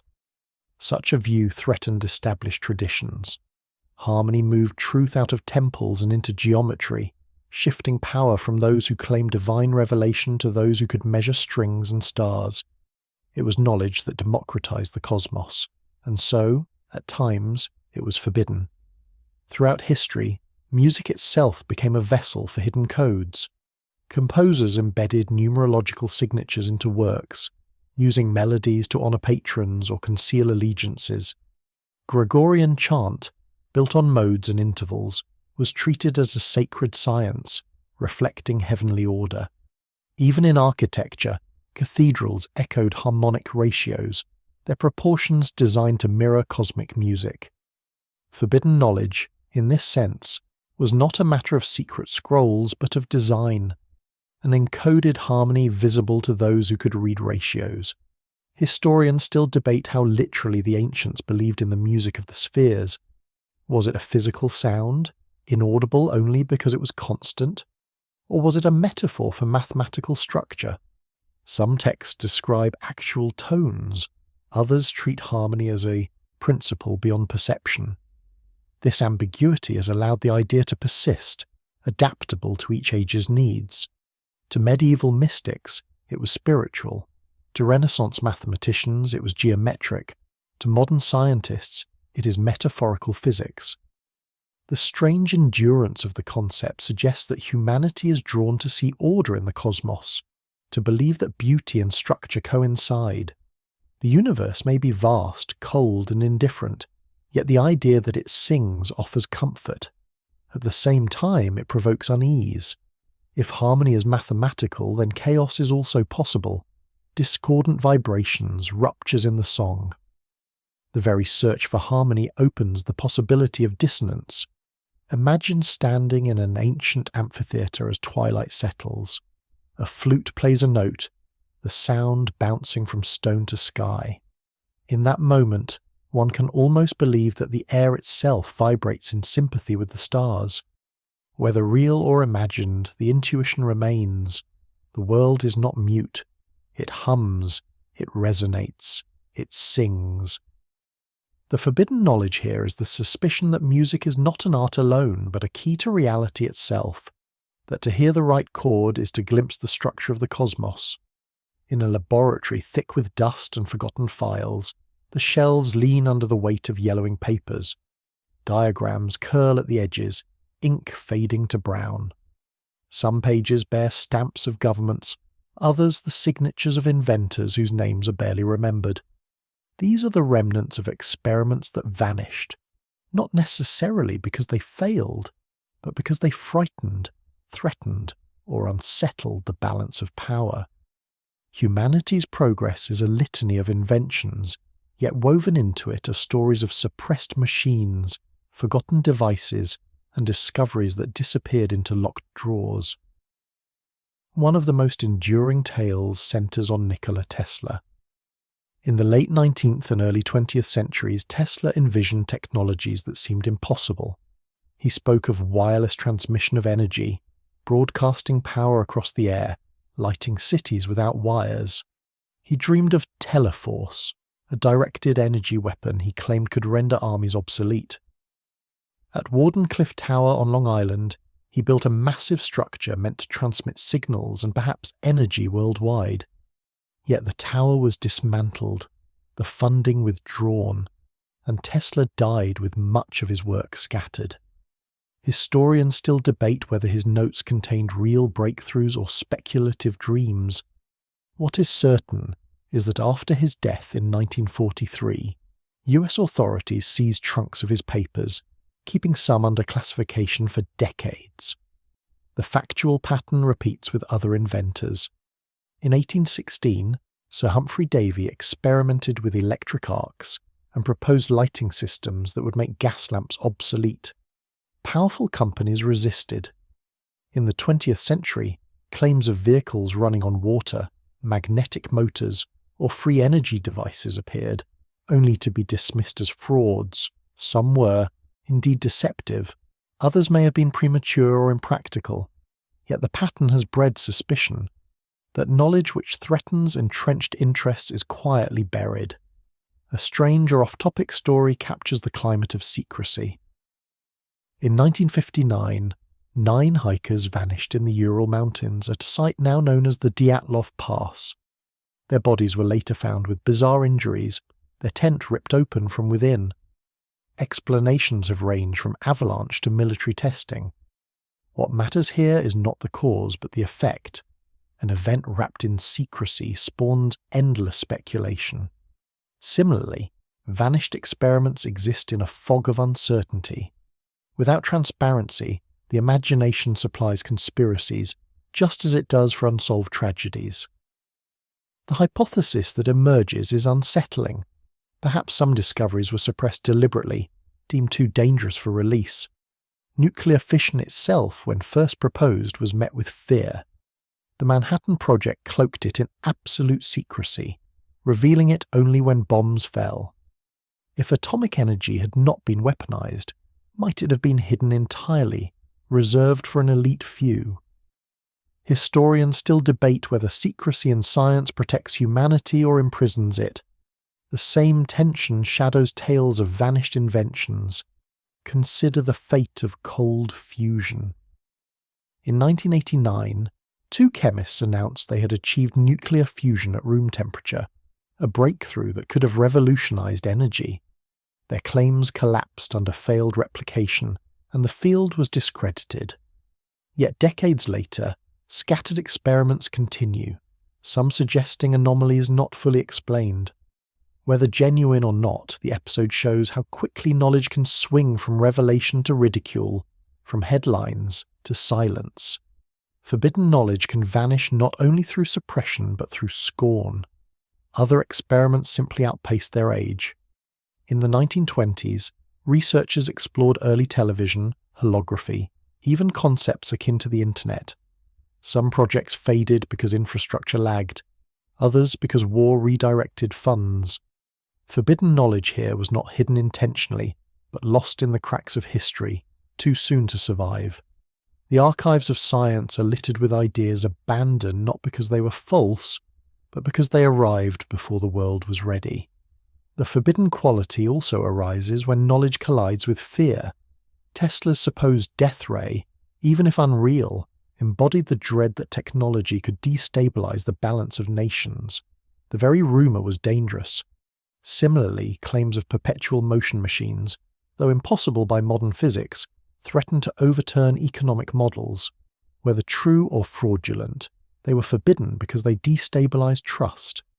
Historians still debate the fine line between suppression and neglect. Did governments hide inventions to preserve power? Did corporations bury devices that threatened profit? Or did inventors simply overpromise, leaving nothing to suppress? The debates remain unresolved, and in the vacuum, myth grows. Each locked file and missing patent becomes a seed for speculation. Imagine a vault beneath an office building, lined with filing cabinets labelled only by numbers. Inside lie blueprints for engines that never saw production, medical devices abandoned by regulators, energy schemes abandoned by investors. Some are genuine failures, others might have worked. The vault is not mythical, it is real, mirrored in the archives of patent offices and corporations. Forbidden knowledge here is less dramatic than legend suggests, but perhaps more troubling. It is not lost to fire or war, but to indifference, bureaucracy, and caution. And yet, the allure of vanished experiments persists. They remind us that science is not a steady climb, but a path littered with detours, some forgotten, some deliberately erased. They whisper of possibilities glimpsed and then withheld. Whether buried by fear, by power, or by failure, they form a shadow library alongside the official story of progress.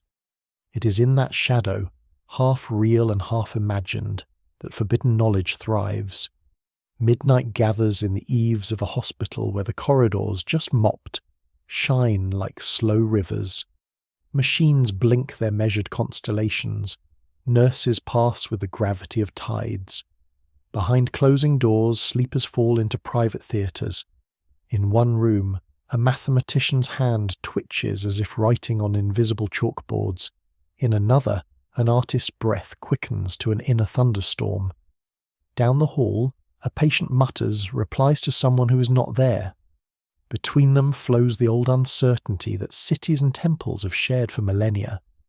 When a message arrives from within, by dream, by trance, by sudden clarity. What is it, and who has sent it?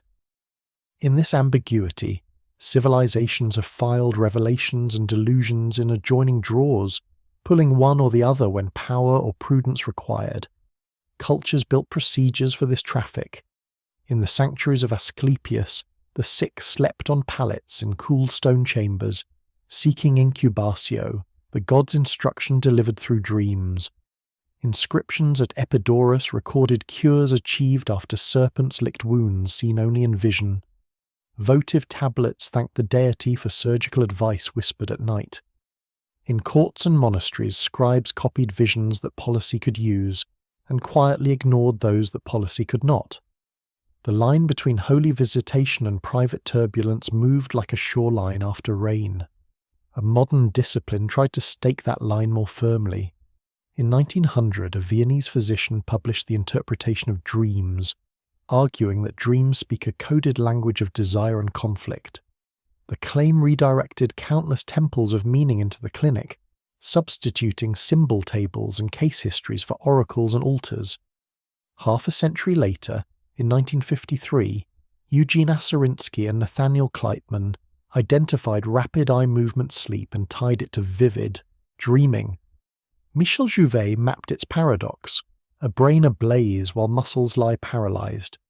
The factual scaffold grew, memory consolidates during sleep, hippocampal circuits replay experience, fragments of the day recombine into scenes that feel both intimate and alien. The night, it seemed, was a laboratory with protocols, not a cave of spirits alone. Philosophers answered with other scaffolds. One scholar of Zurich traced archetypes across myths and drawings, proposing that images rise from a deeper reservoir beneath the personal. Another, in the 20th century's late middle, argued that consciousness itself is a late invention, that early peoples heard internal commands as voices of gods, an audacious hypothesis that moved visions from theology to neuropsychology with one long stride. Historians still debate whether such frameworks illuminate ancient testimony or project modern categories backward, turning saints and sibyls into case studies for moods the past never named.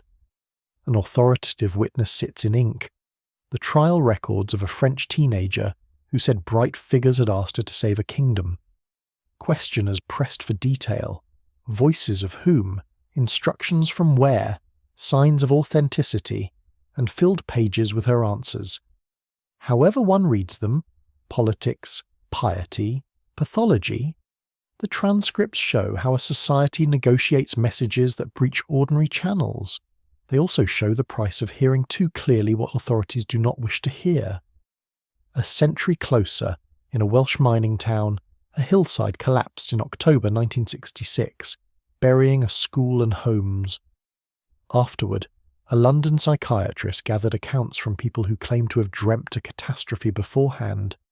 Children, parents, strangers in other cities.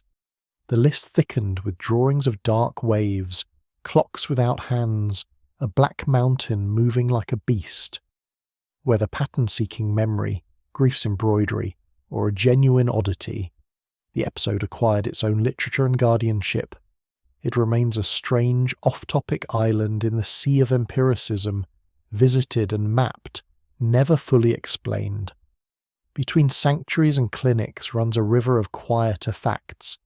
Sleep paralysis strikes in the seam between REM and waking, pinning the body while the mind floats, inviting visitations shaped by culture. An old woman on the chest in New England lore, a shadow person in modern apartments, a djinn in desert towns. Neurologists can name the mechanism, storytellers can name the presence. Both names work, each within its sentence. Likewise, nightmare frequency rises under stress. Rehearsing a new ending to the dream can blunt its return. Musicians practice pieces in sleep. Chess players' brains replay boards after midnight.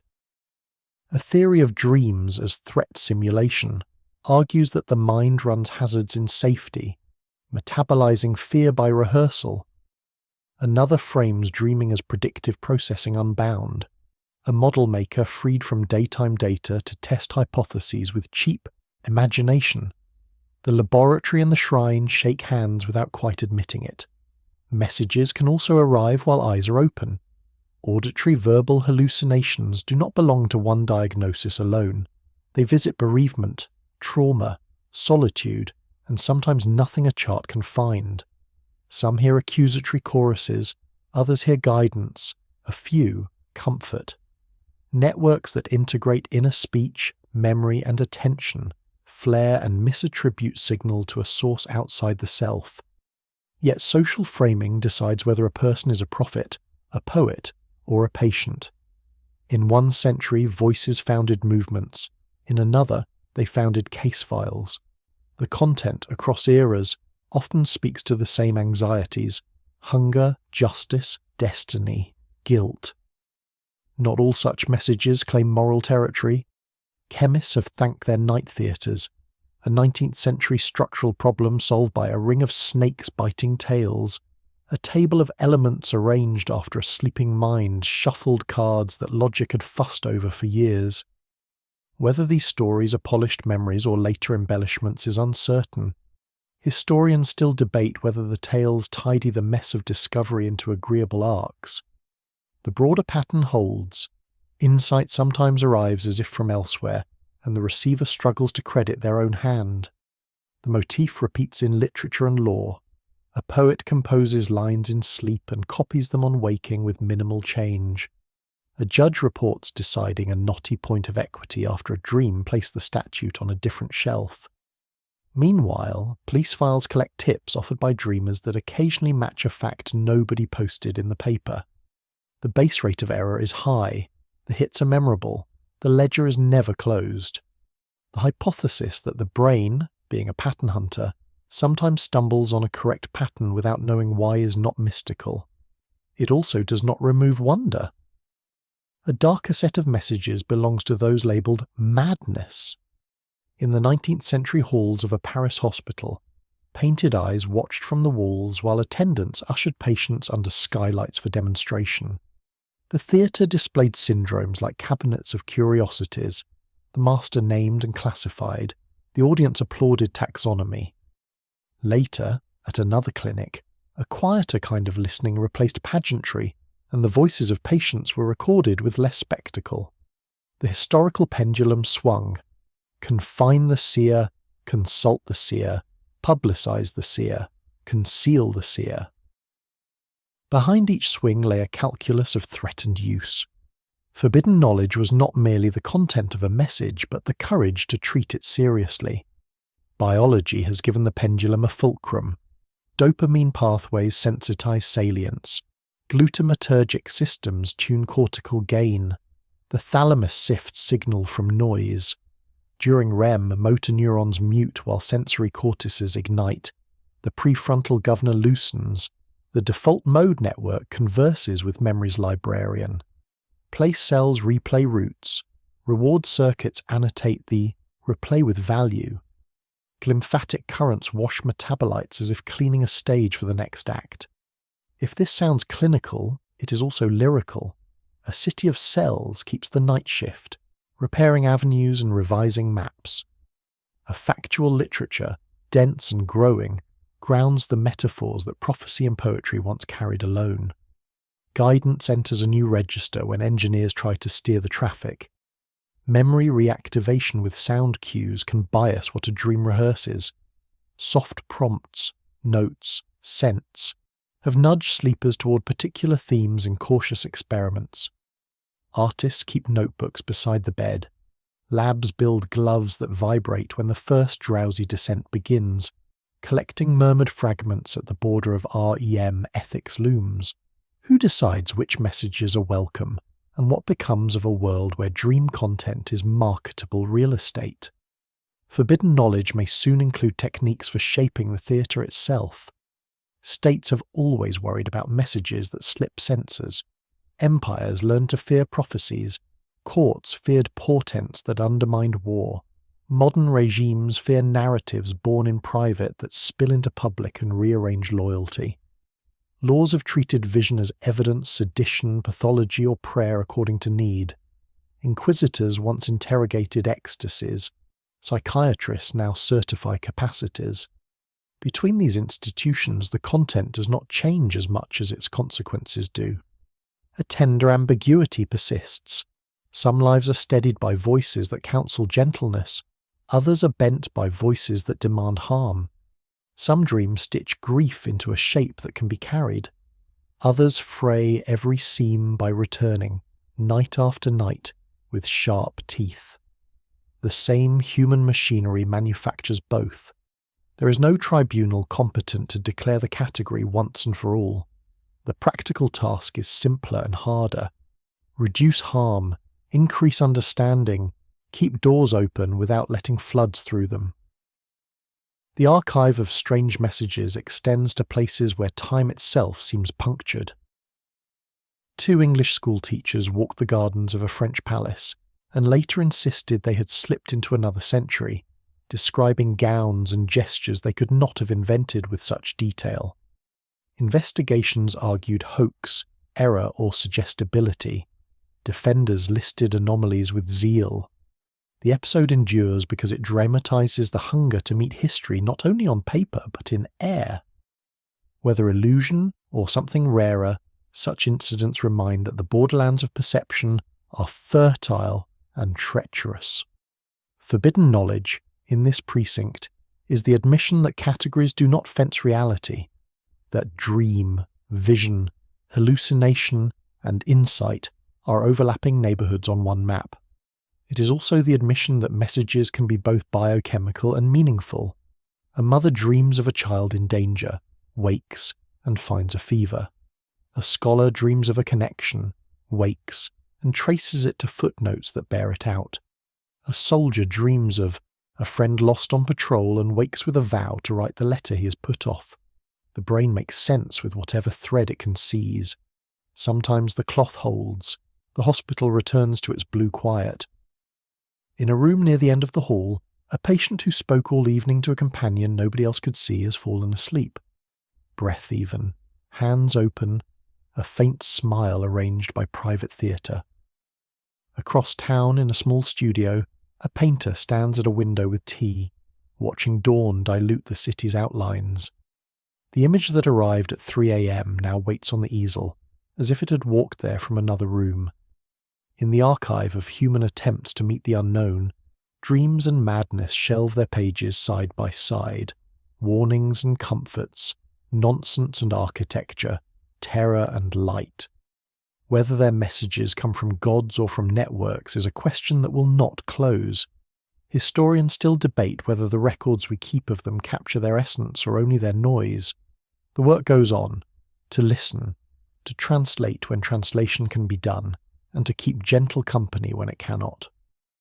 High above the hills of Florence, a man once raised his telescope and saw moons orbiting Jupiter. In that instant, the world shuddered. If Jupiter had its own satellites, then Earth was not the centre around which all things revolved. Galileo Galilei wrote with excitement, his letters filled with sketches and exclamations. Yet when his discoveries reached Rome, the thrill curdled into fear. The heavens had always been the realm of theology, their stability a mirror of divine order. To suggest otherwise was to loosen the keystone of faith. Thus, what we now call astronomy was for centuries forbidden knowledge, truths about the sky declared too dangerous to know. The factual history is well known. Nicholas Copernicus, in 1543, proposed a heliocentric system, placing the sun at the centre. His book was published cautiously, its preface framed as speculation. Decades later, Galileo's telescope gave physical proof: faces of Venus, sunspots moving across the solar disk. These were not abstract arguments, but visible evidence, yet evidence did not insulate him. In 1633, the Inquisition placed Galileo on trial, forcing him to recant. His words of observation became shackles. Historians still debate whether the trial was more theological or political, but its effect was chilling. Cosmic knowledge, once free, was caged. A strange or off-topic tale haunts the same century. In 1600, the philosopher Giordano Bruno was executed, condemned for heresies that included belief in infinite worlds. He imagined countless suns with their own planets, perhaps even beings. For him, the cosmos was boundless. For his judges, such infinity was anarchy, stripping creation of order. Whether his death was due more to theology, or his stubborn defiance is contested, but the event remains a grim reminder. Some truths, or even suspicions, were forbidden not because they lacked evidence, but because they threatened power. Forbidden knowledge of the heavens was not confined to Europe. In ancient China, eclipses were guarded secrets. Court astronomers predicted them, but the knowledge was restricted. An eclipse could destabilize the mandate of a ruler, suggesting heaven's disfavor. To release that knowledge to the public was to risk rebellion. In Maya civilization, Venus was tracked with extraordinary precision, its appearances tied to warfare and ritual. The cycles were known to priests but withheld from commoners, for to control celestial timing was to control power itself. Across cultures, astronomy was not simply science, it was political weaponry. The hypothesis arises: cosmic knowledge has always been dangerous because it decenters humanity. To say that Earth is not central, that rulers are not divine, that the sky itself is indifferent, is to dismantle myths that stabilize authority. Historians still debate whether resistance to heliocentrism was about doctrine or about the social upheaval it implied. The truth is likely both. Forbidden knowledge of the heavens is forbidden because it strips away illusions that comfort the powerful. Modern echoes resound. In the 20th century, theories of the multiverse suggested that our universe may be one among many, a dizzying plurality that undermines the uniqueness of creation. Black holes, once thought absurd, became real objects, places where light itself cannot escape. Dark energy, mysterious and unseen, is accelerating the universe outward. Each of these discoveries decouples humanity from certainty, leaving us smaller in scale, vaster in possibility. The forbidden quality lingers, not in prohibition by decree, but in the unease of what these truths imply. A strange bridge between past and present is astrology. For centuries, it was twin to astronomy. The same tables that tracked eclipses also predicted the fate of kings. When astronomy broke free, astrology was cast aside, dismissed as superstition. Yet its persistence shows that people crave meaning in the stars, even when science strips them of it. Forbidden knowledge here is not what is hidden, but what is dismissed, relegated to the margins of respectability. The factual irony is sharp. What was once suppressed for being too disruptive is now so obvious that children learn it in school. Earth orbits the sun, stars are suns, galaxies number in the billions. Yet each step was once heresy. The telescope, the prism, the radio dish, each was a forbidden key. Now new keys emerge: the search for extraterrestrial intelligence, the exploration of exoplanets, the study of cosmic background radiation. If we ever confirm life beyond Earth, will it be celebrated as discovery or resisted as blasphemy? Historians still debate whether society is ready for that revelation. Forbidden knowledge of the heavens carries a subtle burden. To know the sky is vast and indifferent is to accept human fragility. To know it is cyclical, with comets and impacts, is to accept human vulnerability. To know it is expanding into cold silence is to accept impermanence. These are truths that comfort no throne, soothe no myth, and therefore remain uneasy companions. Imagine a night sky in the ancient world, free of modern glare. Stars sprawl in millions, the Milky Way blazing like a river. For most, it was divine tapestry. For a few, it was pattern and ratio, cycles and numbers. To shift from tapestry to pattern was to step into forbidden knowledge. To walk that path was to risk censure, exile, or worse. Yet the path was walked, and the heavens now speak through telescopes, satellites, and detectors. The forbidden has become foundation, and yet the whisper remains. Somewhere, perhaps in archives, perhaps in telescopes still gathering light, truths wait that will once again disturb our certainties. The heavens have not finished forbidding, they only change what is forbidden. To look upward is always to risk seeing something we're not ready to understand. A shoreline trembles under the weight of waves that once reached far inland. Broken shells glimmer in places too high for ordinary tides. Caves hold soot-stained layers, silent testimony of fires that raged after skies darkened. Across the world, legends recall the same theme: a flood, a firestorm, a night when stars fell. Ancient disasters, remembered in silence and symbol, form one of the deepest strata of forbidden knowledge. They were not forgotten entirely. They were reshaped into myths, chants, and warnings. Yet the precise causes faded, leaving only allegories. The factual record is clear. Earth has endured catastrophes that rewrote its history. Around 10,800 BCE, the Younger Dryas abruptly chilled the climate, sending mammoths to extinction and reshaping ecosystems. The eruption of Thera around 1600 BCE destroyed much of the Minoan civilization, its ash raining across the Aegean. In 536 CE, volcanic aerosols darkened skies, creating what the historian Procopius called a year without sun. Crops failed, famine spread, empires faltered. Each of these events left traces in tree rings, ice cores, and written accounts. They also left echoes in legend. A strange or off-topic memory surfaces from Norse mythology. The tale of Ragnarok, when wolves devour the sun and sky falls into chaos. Fire consumes the earth, only to give way to renewal. To many this is myth alone. Yet some scholars suggest it may preserve memory of volcanic winters in Scandinavia, when the sun dimmed and summer crops withered. Historians still debate whether such myths are poetic imagination or encoded records of real disasters. Across cultures, flood myths abound. The Mesopotamian epic of Gilgamesh describes a deluge that nearly ends humanity. In the Hebrew Bible, Noah's Ark survives rising waters. In Hindu tradition, Manu is warned by a fish of a flood that will destroy the world. In Mesoamerica, gods bring deluges that erase earlier creations. The factual evidence of rising seas after the Ice Age when coastlines shifted dramatically, suggests that these stories may not be coincidence. They may be cultural memory of real floods, retold as divine judgment. The hypothesis is provocative.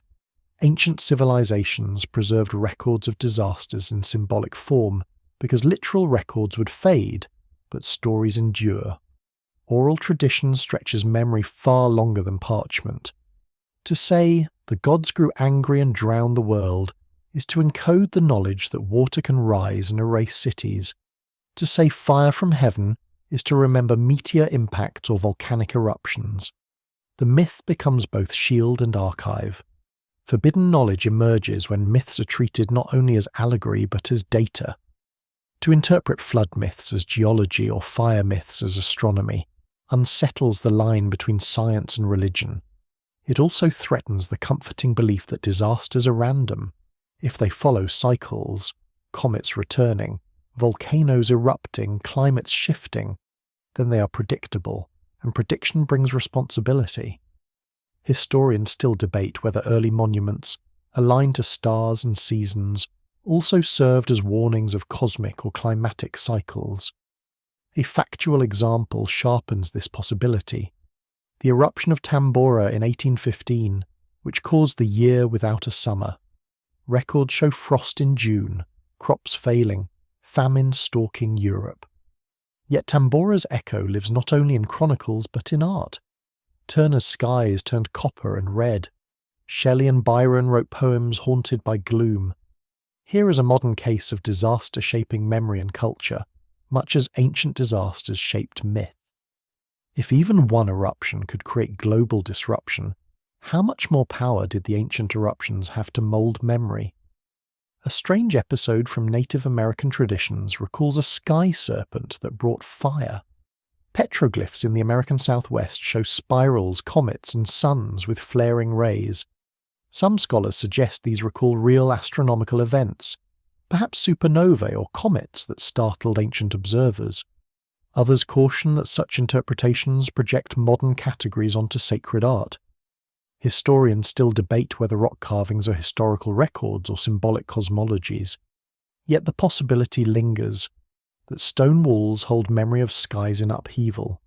The forbidden nature of ancient disasters lies also in their challenge to human permanence. Civilizations build with an assumption of continuity. To admit that fire, flood, or stone from the sky can erase centuries of work is to undercut the promise of stability. Rulers resist such admissions. Priests reinterpret them as divine punishment rather than natural cycle. Knowledge of disaster thus becomes encoded in myth, stripped of context, forbidden by the language of religion and politics. Imagine standing on the ruins of Pompeii. The stone streets are silent, yet in plaster casts of bodies, the disaster is present. Vesuvius's eruption in 79 CE preserved a moment of terror. But had written accounts not survived, the story might have been reshaped into legend, perhaps of gods hurling fire. Multiply this across millennia, and myth and disaster blur. The line between geology and theology thins. The hypothesis stretches further. Could myths of world-ending fire and flood recall even earlier, more global catastrophes? Some argue that a cometary impact around 12,800 years ago triggered the Younger Dryas cold snap, seeding flood myths worldwide. Others reject the evidence, seeing coincidence in global storytelling. Historians still debate whether shared myths are proof of shared trauma or parallel invention. But the haunting possibility remains. Our ancestors may have left us warnings we no longer recognize. In this silence, forbidden knowledge is not merely lost, it is misfiled. What we call myth may be archive. What we dismiss as story may be data. The forbidden is not hidden in vaults but disguised in plain sight, in songs and carvings, in tales told by firesides. As waves retreat from the high shoreline, they leave behind not only shells but silence. The stones remember floods, the trees remember fires, the ice remembers atmospheres. Myths remember too. To read them is to risk unsettling the categories we keep between story and science. Yet to refuse to read them is to walk blind among ruins, ignoring the whispers of cycles that may come again. A lone chamber deep in the heart of a palace holds shelves of bottles, scrolls, and gilded cups. Some contain dried herbs, others powders of shimmering hue, and still others, liquid sealed in glass that refract the light into strange colours. To one visitor, it looks like a pharmacy, to another, a treasury, to a third, a laboratory for the most coveted pursuit of all, immortality. Across civilizations, humanity has strained toward the dream of life without end, seeking elixirs, transmutations, and even the re-engineering of flesh. Yet every attempt carried with it a shadow, the knowledge that to stretch life might unravel the order of death itself. Forbidden knowledge has rarely been more alluring or more feared than the quest for eternal life. The factual record is wide. In ancient China, emperors consumed concoctions of mercury, jade powder, and gold in the hope of extending their lives. Qin Shi Huang, the first emperor, died after ingesting mercury pills prepared as elixirs of immortality. In Egypt, priests embalmed pharaohs, convinced preservation ensured passage to eternity. Alchemists in the Islamic Golden Age and medieval Europe pursued the philosopher's stone, said to grant not only transmutation of metals, but also the elixir of life. In India, Ayurvedic texts spoke of rasayana, rejuvenating compounds said to prolong vitality. Each culture recognized the brevity of human life and spun laboratories of myth and matter to defeat it. A strange or off-topic story surfaces from the 17th century. In 1691, Countess Elizabeth Bathory of Hungary, infamous for her cruelty, was rumoured to bathe in the blood of maidens to preserve her youth. Whether exaggerated or fabricated by enemies, the tale illustrates the extreme measures associated with the quest for immortality. Blood, like mercury or gold, became a symbol of essence, of vitality to be stolen or transferred. Though grotesque, such legends echo the broader theme, the desire to arrest decay, to cheat the clock. Historians still debate whether Bathory's crimes were real or magnified by politics, yet her legend survives as a dark allegory of obsession with eternal youth. Modern science has recast these quests in new languages. Genetics now explores telomeres, the caps on chromosomes that shorten with each cell division, gradually leading to senescence. Researchers investigate enzymes like telomerase, capable of extending these caps, hinting at possible reversal of aging. Experiments in caloric restriction suggest metabolic pathways can extend lifespan in animals. Stem cell therapies and gene editing raise prospects of tissue renewal. What emperors once sought in gold powder, laboratories now probe in molecules and code. The factual foundation of life extension is no longer alchemical fantasy but biology. Yet the forbidden quality lingers. To extend life indefinitely is to alter the balance of societies, economies, even ecosystems. If immortality were granted to the few, power could ossify, dynasties stretch across centuries, innovation stifle under rulers who never die. If granted to the many, overpopulation, scarcity, and ecological collapse could follow. Historians still debate whether humanity is wise enough to bear the weight of such knowledge. The question is not merely can we, but should we? The hypothesis arises that myths of immortality served as warnings as much as promises. In the Epic of Gilgamesh, the hero searches for eternal life but loses the plant that might grant it, returning home with wisdom instead of youth. In Greek myth, Tithonus is granted immortality without eternal youth, condemned to wither endlessly. These stories suggest that civilizations already understood the danger. Eternity may not be gift but curse. To preserve such myths is to encode caution, a recognition that some knowledge is forbidden not because it is hidden, but because its consequences terrify. Forbidden knowledge of immortality also appears in spiritual practices. Taoist alchemists spoke of inner alchemy, not potions but meditations, breathing and sexual practices meant to refine vital energies. Here the quest was inward, not outward.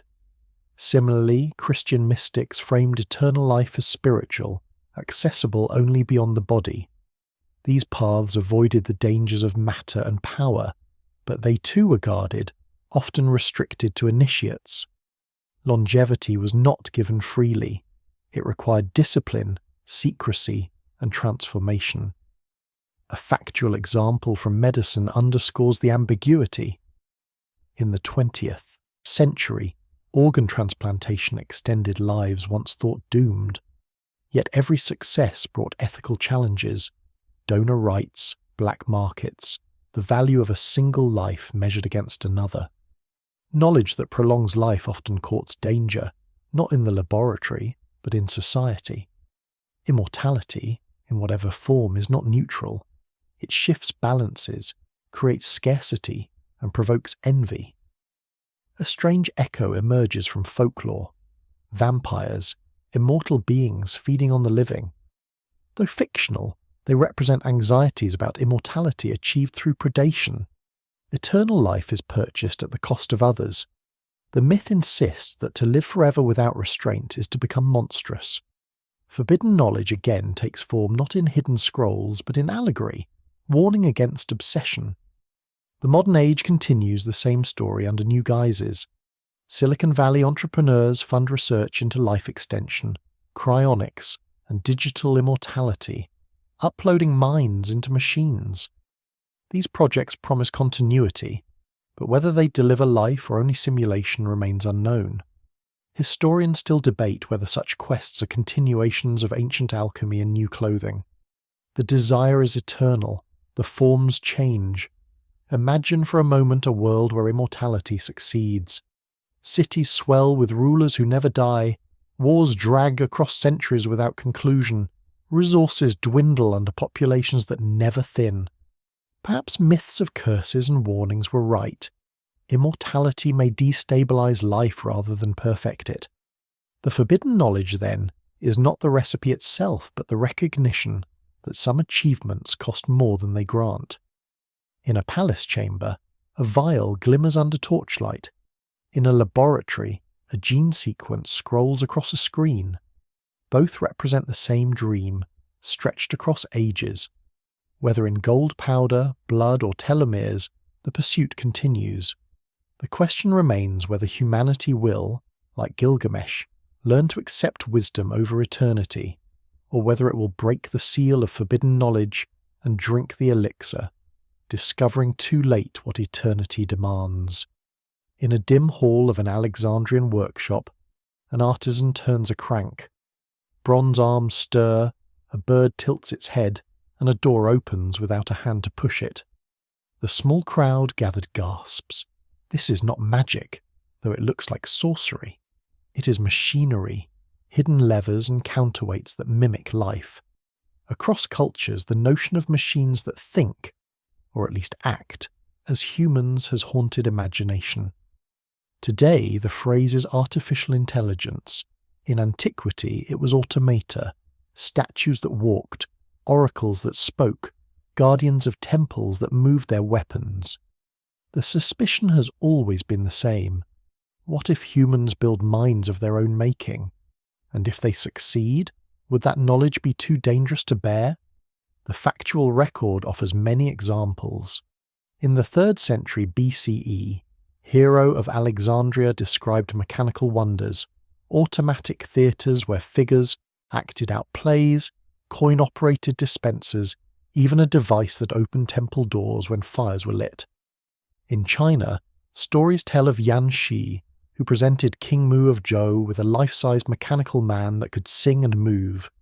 In medieval Europe, Albertus Magnus was said to have built a bronze automaton that answered questions until it was destroyed by Thomas Aquinas, unnerved by its voice.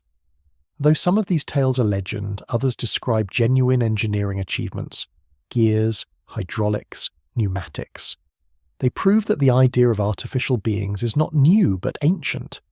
A strange or off-topic tale from Jewish folklore tells of the Golem of Prague.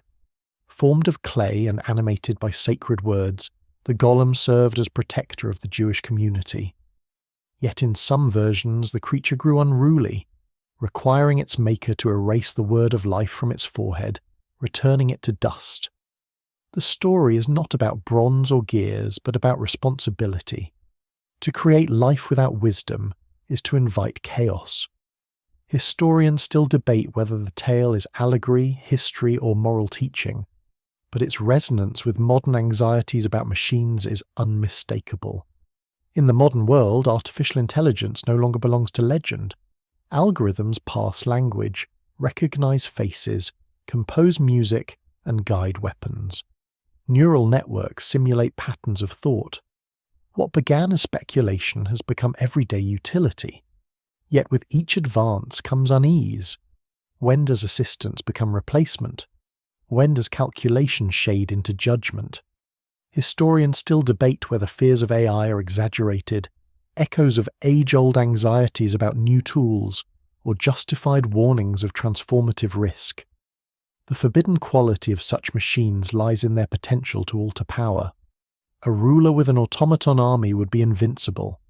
A corporation with algorithms predicting desire controls markets. A state with surveillance, I watches every citizen.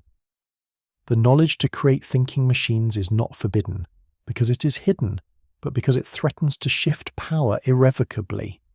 Once known, it cannot be unknown. The hypothesis arises that even ancient myths of automata were less about marvel than about fear. Talos, the bronze giant of Crete, patrolled shores until defeated. Pandora, crafted by Hephaestus, brought calamity when she opened her jar. In these stories, artificial beings are not helpers, but harbingers of danger. They warn that creation beyond natural bounds courts disaster. The ancients, though lacking silicon, foresaw the dilemmas of modern AI. A factual echo appears in early modern automata. In the 18th century, Jacques de Vaucanson built lifelike figures: a flute player, a duck that flapped and appeared to digest food. In courts across Europe they were exhibited as marvels, but also as unsettling curiosities. Some believe they mocked divine creation by imitating life too closely. Even in these mechanical toys the forbidden edge glimmered, the unease of humanity meeting its mirror in metal. The debate continues today. Is artificial intelligence simply another tool, like a loom or a clock? Or does it represent a threshold, a creation that may one day outpace its maker? Historians still debate whether the leap from mechanical automata to digital minds is qualitative or merely quantitative. Yet unease endures, as it did in temples, palaces, and courts long ago. Imagine a scribe in ancient Babylon watching a statue speak by hidden hydraulics. Imagine a modern worker watching an AI compose text, paint images, or make judgments once reserved for humans. The feeling is the same: awe, then unease. Forbidden knowledge here is not only the invention but the realization that we may not control what we have made. The future stretches this dilemma further. If machines learn not only to act but to want, the Golem story repeats. Will creators be wise enough to inscribe words of restraint? Or will they, like so many rulers before, unleash power they cannot recall? The forbidden is not in the circuit or the clay, but in the temptation to create minds without asking what minds are for. In the silence of the workshop, the bronze bird tilts its head again. The crowd marvels, unaware of the echoes that will reach their descendants. Machines that think, or seem to, have always been humanity's mirror. They reveal both brilliance and hubris. To pursue them is to court knowledge that may one day surpass its makers, knowledge that civilizations instinctively sense as dangerous and yet cannot resist. A cavernous lecture hall fills with chalk dust as a physicist sketches an arc, then a spiral, then a black circle circled again by arrows. His audience leans forward, sensing not only theory but danger. For physics, more than any other science, holds truths so immense they tremble on the edge of control. Black holes, antimatter, dark energy. These are not curiosities but realities whose implications are so vast that they strain imagination. To learn them is to handle knowledge with edges sharp enough to wound the hand that grasps it. The ancients feared forbidden scrolls.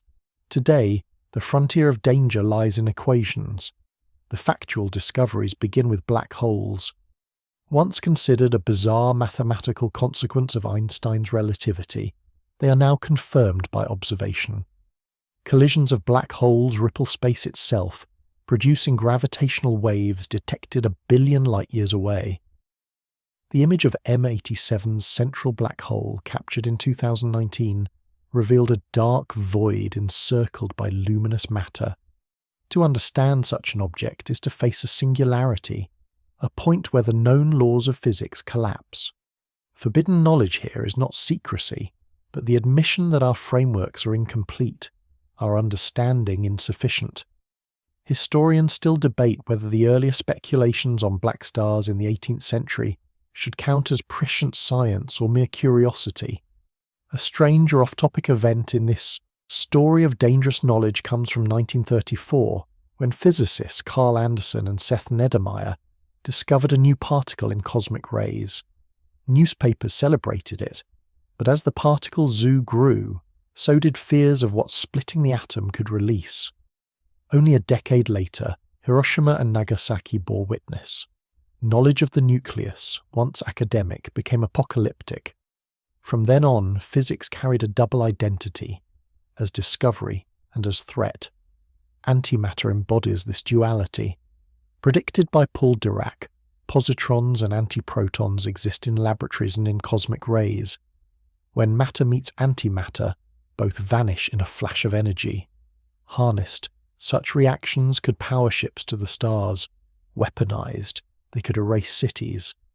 Research on antimatter proceeds, but cautiously, its implications immense.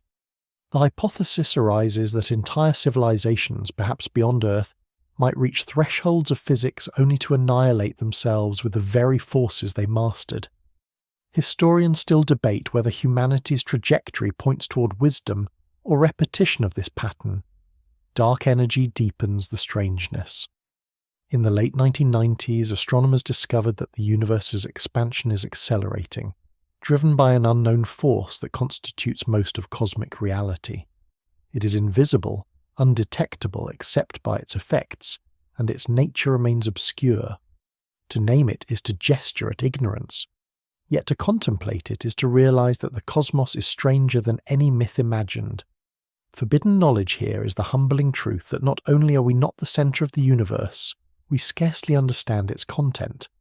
Quantum mechanics adds another layer. Particles exist in superposition, neither here nor there until measured. Entanglement binds particles across distance, defying ordinary causality. To grasp this is to accept that the fabric of reality is not what common sense declares. Einstein himself recoiled, calling it spooky action at a distance. The forbidden quality lies not in suppression, but in cognitive shock. Truths so alien that even their discoverers resisted them. A strange episode occurred in 1945 at Alamogordo, when the first atomic bomb ignited the desert. Some physicists half feared the explosion might ignite the atmosphere, destroying Earth. The calculation was wrong, but the fact that it was entertained reveals the edge on which discovery stands. When knowledge carries risks of planetary death, it becomes, in effect, forbidden, if not by decree, then by awe. Historians still debate whether the scientists should have stopped, or whether progress could never have been restrained. The hypothesis grows darker, that knowledge itself is hazardous beyond a threshold. Just as a flame can cook or consume, so equations can heal or annihilate. Perhaps there exists a category of discoveries that no civilization can survive, the information hazards of physics. Some argue black hole physics might conceal means of weaponizing space-time. Others fear uncontrolled energy experiments. These remain speculation, but the pattern is historical. Each leap of physics carries new perils, and yet without them, we remain blind. Gravitational theory explains planetary motion. Nuclear physics explains the sun's fire. Quantum theory explains electronics. Forbidden though they feel, These truths are the scaffolds of modern life. To live in cities, to speak across oceans, to heal with radiation, all are fruits of once feared knowledge. The paradox remains, we cannot renounce them, yet to pursue them further is to edge closer to forces we may never fully control. Imagine a physicist alone at a blackboard, writing symbols no one else yet understands. He feels both triumph and dread. The chalk dust settles, the lecture hall empties, and the equations remain, marks on a board that could one day light cities or erase them. This is the essence of forbidden physics, not that it is hidden, but that it exposes realities too immense, too perilous for comfort. As we gaze into the dark mirrors of physics, black holes, antimatter, dark energy, we glimpse both knowledge and annihilation. The cosmos offers answers, but each answer opens abysses. To learn them is to take a step closer to the forbidden, not because anyone forbids us, but because nature itself reminds us of our fragility. And still, compelled by curiosity, humanity walks forward into the abyss, chalk in hand, daring to write what may one day undo it. In the hush of a library, a student copies notes by lamplight. His pen scratches across the paper with calm precision, unaware that the words he records carry seeds of upheaval. This is the quiet way forbidden knowledge often enters the world, not with fire or thunder, but with the whisper of discovery and the slow tide of ideas spreading faster than rulers can contain them.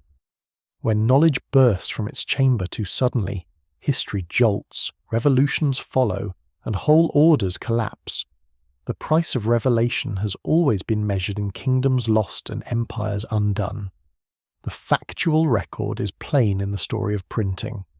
When Johannes Gutenberg perfected the movable type press in the 15th century, he did not unleash merely a machine. He altered the flow of knowledge forever. Bibles multiplied, but so did pamphlets of dissent. Martin Luther's 95 Theses would have been a footnote had not presses carried them across Europe. Suddenly, individuals could read scripture for themselves. Monarchs and popes discovered that authority built on control of words could be undermined by ink. What had been forbidden knowledge, interpretation without priestly mediation, became common, and the Reformation followed. Historians still debate whether the printing press was more a cause or a catalyst, but all agree it changed the balance of power. A strange or off-topic event mirrors this upheaval. In 1726, Jonathan Swift published Gulliver's Travels. Among its satire was a description of two moons of Mars, Phobos and Deimos, more than a century before they were actually discovered.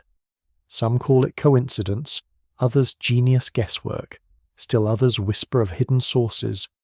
Whatever the truth, Swift's detail became a curiosity, a hint that sometimes knowledge seems to surface before its time, unsettling the boundary between prediction and revelation. The hypothesis follows: sudden revelations disrupt societies because they expose contradictions too quickly for adaptation. When Copernican heliocentrism spread, it undercut centuries of theological cosmology.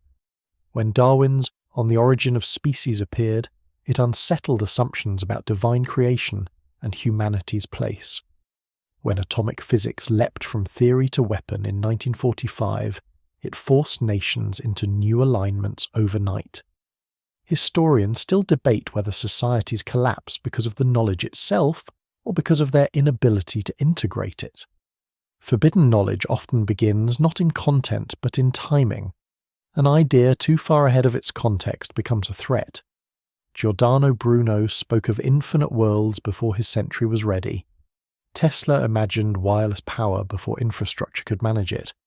Alfred Wegener proposed continental drift decades before evidence vindicated him. Each faced dismissal, suppression, or persecution. The forbidden was not the truth itself, but the premature unveiling. Revelation exacts its toll most heavily when the world is unprepared. The French Revolution offers another factual case. The circulation of Enlightenment ideas, rights, liberty, equality, spread through salons and pamphlets until they cracked the shell of monarchy.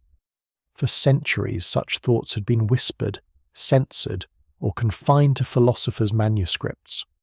Once revealed widely, they transformed societies. To the monarchy, these were forbidden truths, that authority rests on consent, not blood. Once the seal broke, thrones toppled. Forbidden knowledge also reshapes economies. The Industrial Revolution, with its engines and mills, created new classes, uprooted rural life, and transformed cities.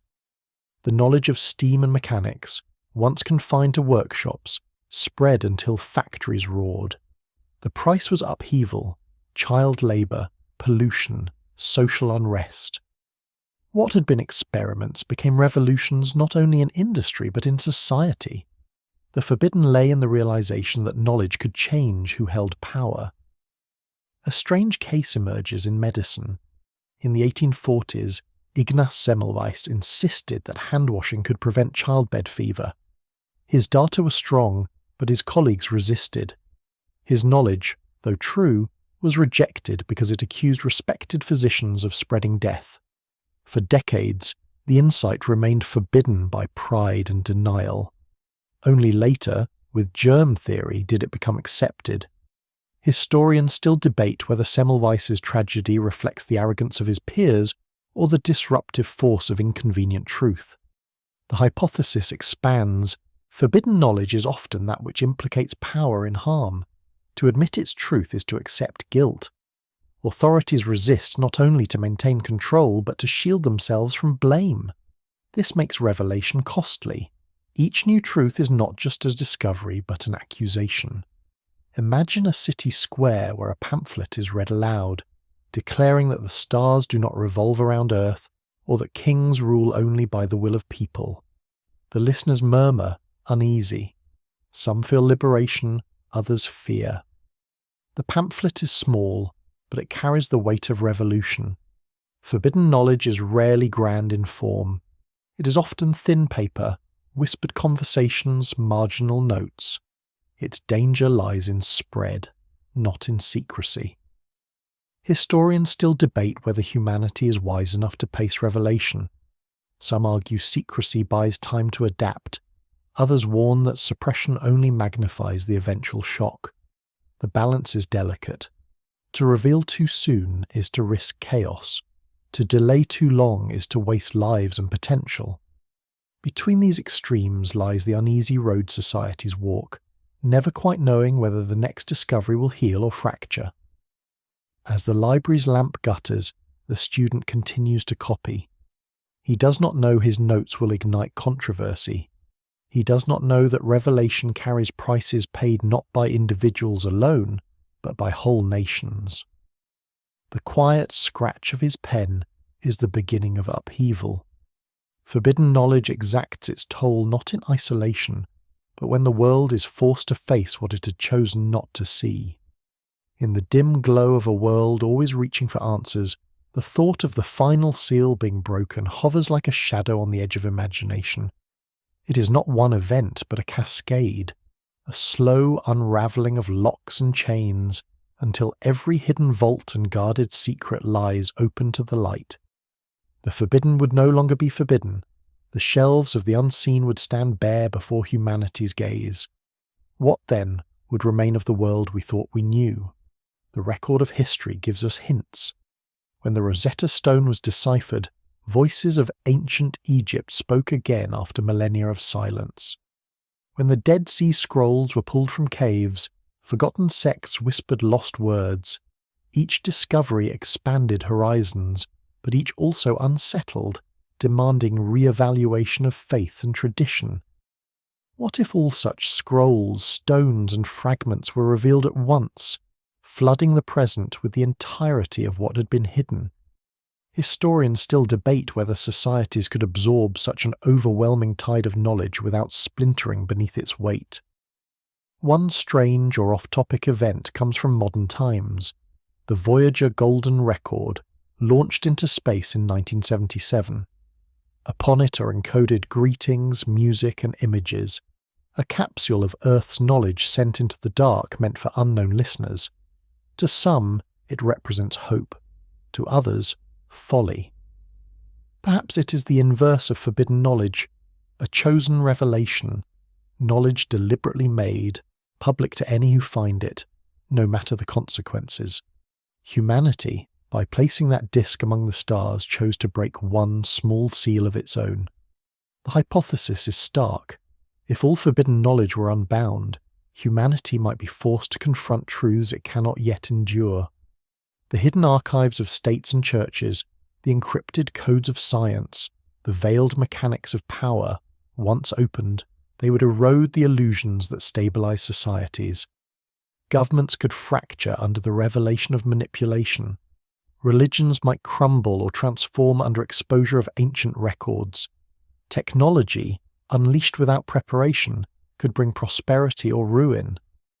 The price of ultimate revelation could be the end of the world as familiar, replaced by something unrecognizable.